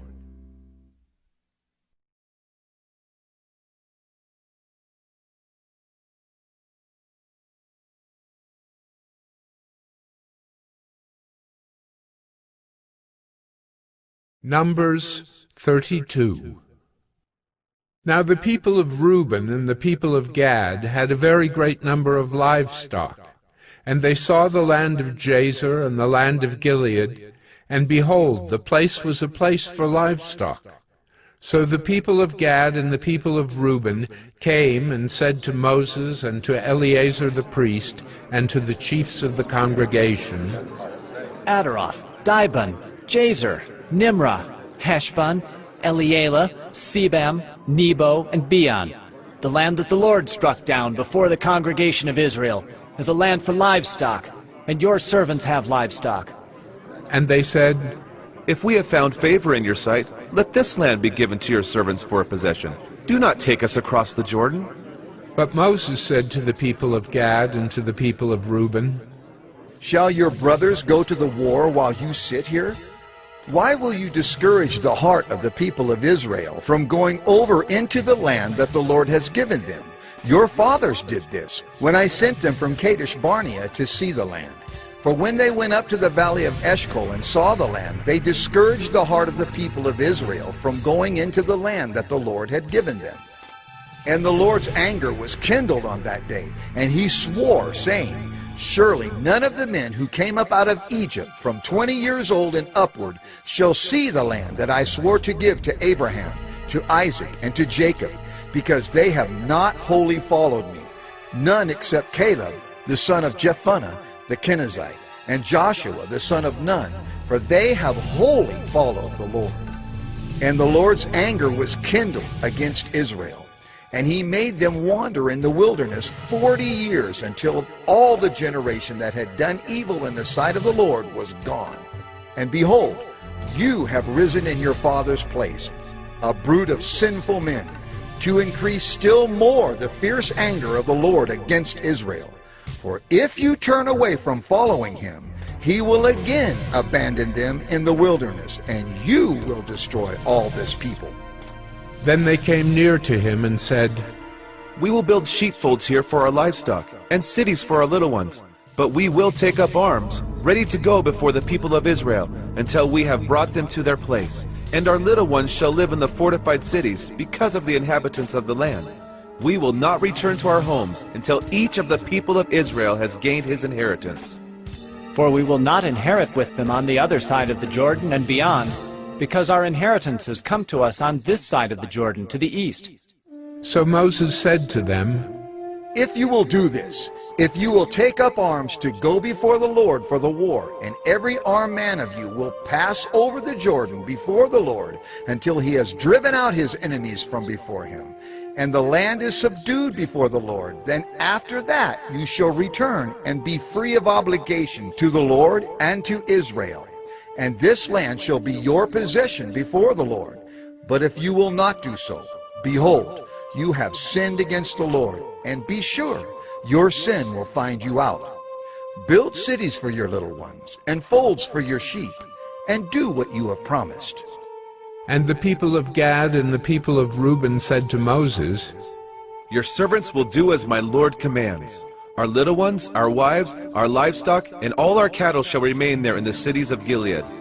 But your servants will pass over, every man who is armed for war before the Lord to battle as my Lord orders. So Moses gave command concerning them to Eleazar the priest, and to Joshua the son of Nun, and to the heads of the fathers' houses of the tribes of the people of Israel. And Moses said to them, If the people of Gad and the people of Reuben, every man who is armed to battle before the Lord, will pass with you over the Jordan, and the land shall be subdued before you, then you shall give them the land of Gilead for a possession. However, if they will not pass over with you armed, they shall have possessions among you in the land of Canaan. And the people of Gad and the people of Reuben answered, What the Lord has said to your servants, we will do. We will pass over armed before the Lord into the land of Canaan, and the possession of our inheritance shall remain with us beyond the Jordan. And Moses gave to them, to the people of Gad and to the people of Reuben, and to the half-tribe of Manasseh, the son of Joseph, the kingdom of Sihon, king of the Amorites, and the kingdom of Og, king of Bashan, the land and its cities with their territories, the cities of the land throughout the country. And the people of Gad built Dibon, Ataroth, Aroer, Atroth-Shophan, Jazer, Jogbehah, Beth-Nimrah, and Beth-Haran, fortified cities and folds for sheep. And the people of Reuben built Heshbon, Elealeh, Kiriathaim, Nebo, and Baal-Meon. Their names were changed, and Sibmah. And they gave other names to the cities that they built. And the sons of Machir, the son of Manasseh, went to Gilead and captured it, and dispossessed the Amorites who were in it. And Moses gave Gilead to Machir, the son of Manasseh, and he settled in it. And Jair, the son of Manasseh, went and captured their villages, and called them Havoth-Jair. And Nobah went and captured Kenath and its villages, and called it Nobah, after his own name.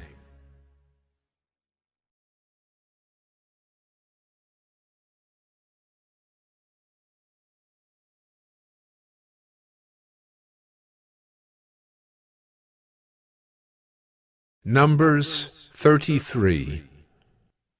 These are the stages of the people of Israel when they went out of the land of Egypt by their companies under the leadership of Moses and Aaron. Moses wrote down their starting places, stage by command of the Lord, and these are their stages according to their starting places.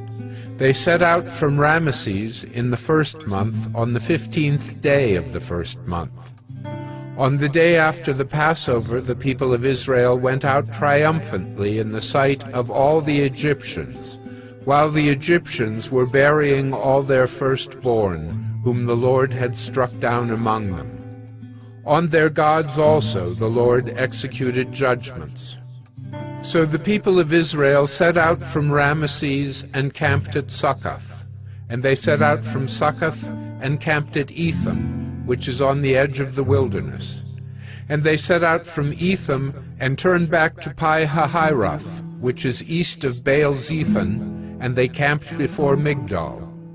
And they set out from before Hahiroth and passed through the midst of the sea into the wilderness. And they went a 3 days' journey in the wilderness of Etham and camped at Marah.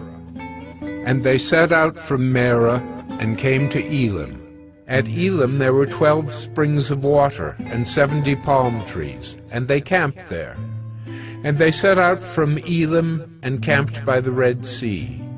And they set out from the Red Sea, and camped in the wilderness of Sin. And they set out from the wilderness of Sin, and camped at Dophkah. And they set out from Dophkah, and camped at Alush.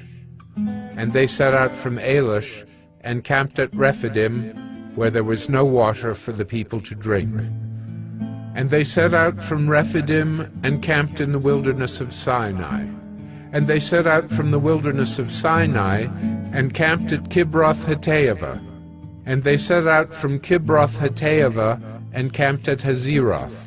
And they set out from Hazeroth, and camped at Rithmah. And they set out from Rithmah, and camped at Rimmon-Perez. And they set out from Rimmon-Perez, and camped at Libnah. And they set out from Libnah, and camped at Rissah. And they set out from Rissah, and camped at Kehelatha. And they set out from Kehelatha, and camped at Mount Shepher. And they set out from Mount Shepher, and camped at Harada. And they set out from Harada, and camped at Machheloth. And they set out from Machheloth, and camped at Tahath. And they set out from Tahath, and camped at Terah. And they set out from Terah, and camped at Mithkah. And they set out from Mithkah, and camped at Hashmonah. And they set out from Hashmonah, and camped at Moserath.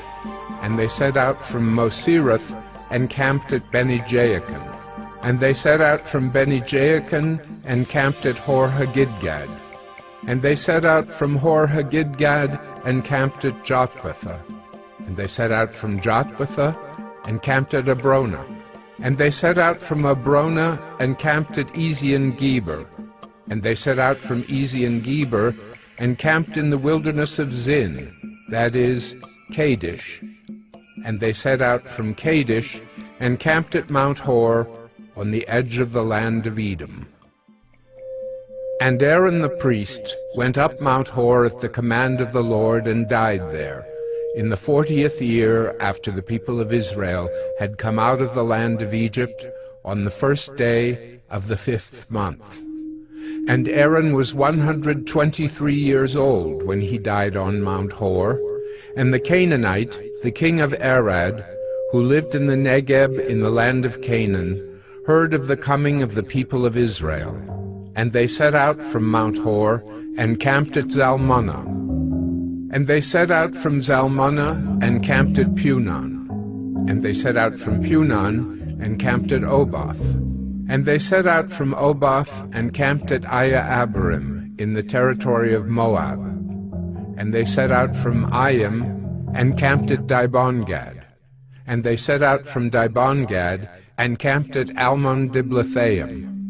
And they set out from Almon-Diblathaim, and camped in the mountains of Abarim, before Nebo. And they set out from the mountains of Abarim, and camped in the plains of Moab by the Jordan at Jericho. They camped by the Jordan from Beth-Jeshimoth as far as Abel-Shittim in the plains of Moab. And the Lord spoke to Moses in the plains of Moab by the Jordan at Jericho, saying, Speak to the people of Israel and say to them, When you pass over the Jordan into the land of Canaan, then you shall drive out all the inhabitants of the land from before you, and destroy all their figured stones, and destroy all their metal images, and demolish all their high places. And you shall take possession of the land and settle in it. For I have given the land to you to possess it. You shall inherit the land by lot, according to your clans. To a large tribe you shall give a large inheritance, and to a small tribe you shall give a small inheritance. Wherever the lot falls for anyone, that shall be his. According to the tribes of your fathers you shall inherit. But if you do not drive out the inhabitants of the land from before you, then those of them whom you let remain shall be as barbs in your eyes and thorns in your sides, and they shall trouble you in the land where you dwell, and I will do to you as I thought to do to them.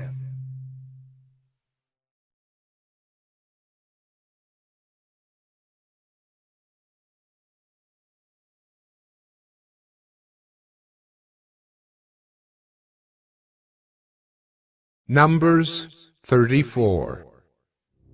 The Lord spoke to Moses, saying, Command the people of Israel and say to them, When you enter the land of Canaan, this is the land that shall fall to you for an inheritance, the land of Canaan, as defined by its borders.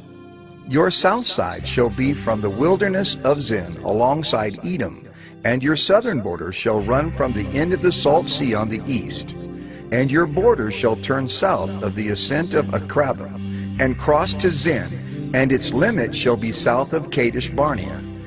Then it shall go on to Hazer Adar, and pass along to Asmon. And the border shall turn from Asmon to the brook of Egypt, and its limit shall be at the sea.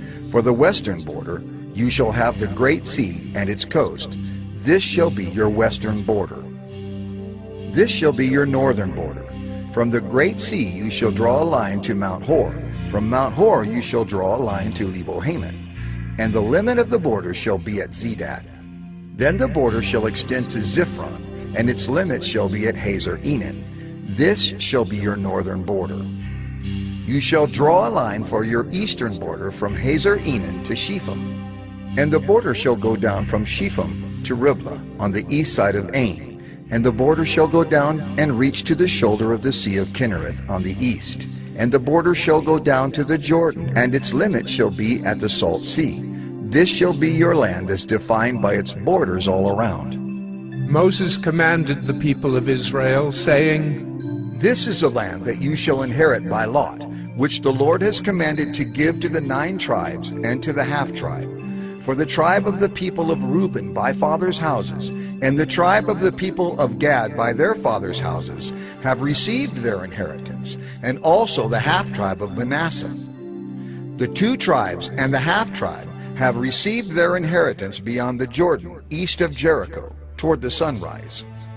The Lord spoke to Moses, saying, These are the names of the men who shall divide the land to you for inheritance: Eleazar the priest, and Joshua the son of Nun.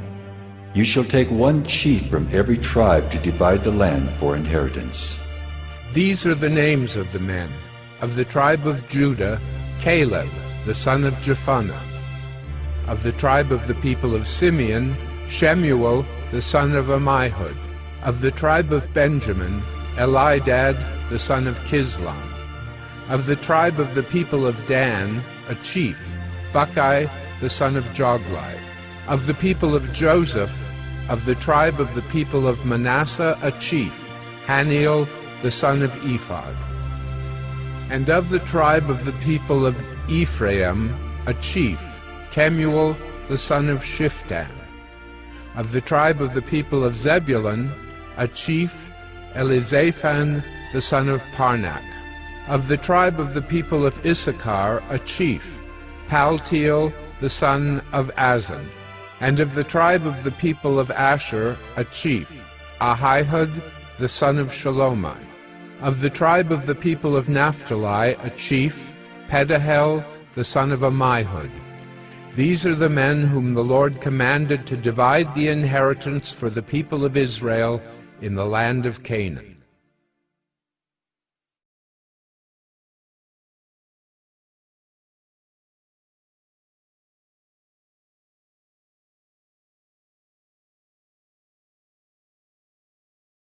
Numbers 35. The Lord spoke to Moses in the plains of Moab by the Jordan at Jericho, saying, Command the people of Israel to give to the Levites some of the inheritance of their possession as cities for them to dwell in. And you shall give to the Levites pasture lands around the cities. The cities shall be theirs to dwell in, and their pasture lands shall be for their cattle, and for their livestock, and for all their beasts. The pasture lands of the cities, which you shall give to the Levites, shall reach from the wall of the city outward 1,000 cubits all around. And you shall measure outside the city on the east side 2,000 cubits, and on the south side 2,000 cubits, and on the west side 2,000 cubits, and on the north side 2,000 cubits, the city being in the middle. This shall belong to them as pasture land for their cities. The cities that you give to the Levites shall be the 6 cities of refuge, where you shall permit the manslayer to flee. And in addition to them, you shall give 42 cities. All the cities that you give to the Levites shall be 48 with their pasture lands. And as for the cities that you shall give from the possession of the people of Israel, from the larger tribes you shall take many, and from the smaller tribes you shall take few. Each in proportion to the inheritance that it inherits shall give of its cities to the Levites. And the Lord spoke to Moses, saying, Speak to the people of Israel and say to them, When you cross the Jordan into the land of Canaan, then you shall select cities to be cities of refuge for you, that the manslayer, who kills any person without intent, may flee there. The cities shall be for you a refuge from the avenger, that the manslayer may not die until he stands before the congregation for judgment. And the cities that you give shall be your 6 cities of refuge. You shall give 3 cities beyond the Jordan, and 3 cities in the land of Canaan, to be cities of refuge. These 6 cities shall be for refuge for the people of Israel, and for the stranger and for the sojourner among them, that anyone who kills any person without intent may flee there. But if he struck him down with an iron object so that he died, he is a murderer. The murderer shall be put to death. And if he struck him down with a stone tool that could cause death, and he died, he is a murderer. The murderer shall be put to death. Or if he struck him down with a wooden tool that could cause death, and he died, he is a murderer. The murderer shall be put to death. The avenger of blood shall himself put the murderer to death. When he meets him, he shall put him to death. And if he pushed him out of hatred, or hurled something at him, lying in wait, so that he died, or in enmity struck him down with his hand so that he died, then he who struck the blow shall be put to death. He is a murderer. The avenger of blood shall put the murderer to death when he meets him. But if he pushed him suddenly without enmity, or hurled anything on him without lying in wait, or used a stone that could cause death, and without seeing him dropped it on him, so that he died, though he was not his enemy and did not seek his harm, then the congregation shall judge between the manslayer and the avenger of blood, in accordance with these rules. And the congregation shall rescue the manslayer from the hand of the avenger of blood, and the congregation shall restore him to his city of refuge, to which he had fled. And he shall live in it until the death of the high priest, who was anointed with the holy oil. But if the manslayer shall at any time go beyond the boundaries of his city of refuge, to which he fled, and the avenger of blood finds him outside the boundaries of his city of refuge, and the avenger of blood kills the manslayer, he shall not be guilty of blood. For he must remain in his city of refuge until the death of the high priest. But after the death of the high priest, the manslayer may return to the land of his possession. And these things shall be for a statute and rule for you throughout your generations in all your dwelling places. If anyone kills a person, the murderer shall be put to death on the evidence of witnesses. But no person shall be put to death on the testimony of one witness. Moreover, you shall accept no ransom for the life of a murderer, who is guilty of death, but he shall be put to death. And you shall accept no ransom for him who has fled to his city of refuge, that he may return to dwell in the land before the death of the high priest. You shall not pollute the land in which you live, for blood pollutes the land, and no atonement can be made for the land for the blood that is shed in it, except by the blood of the one who shed it. You shall not defile the land in which you live, in the midst of which I dwell, for I, the Lord, dwell in the midst of the people of Israel.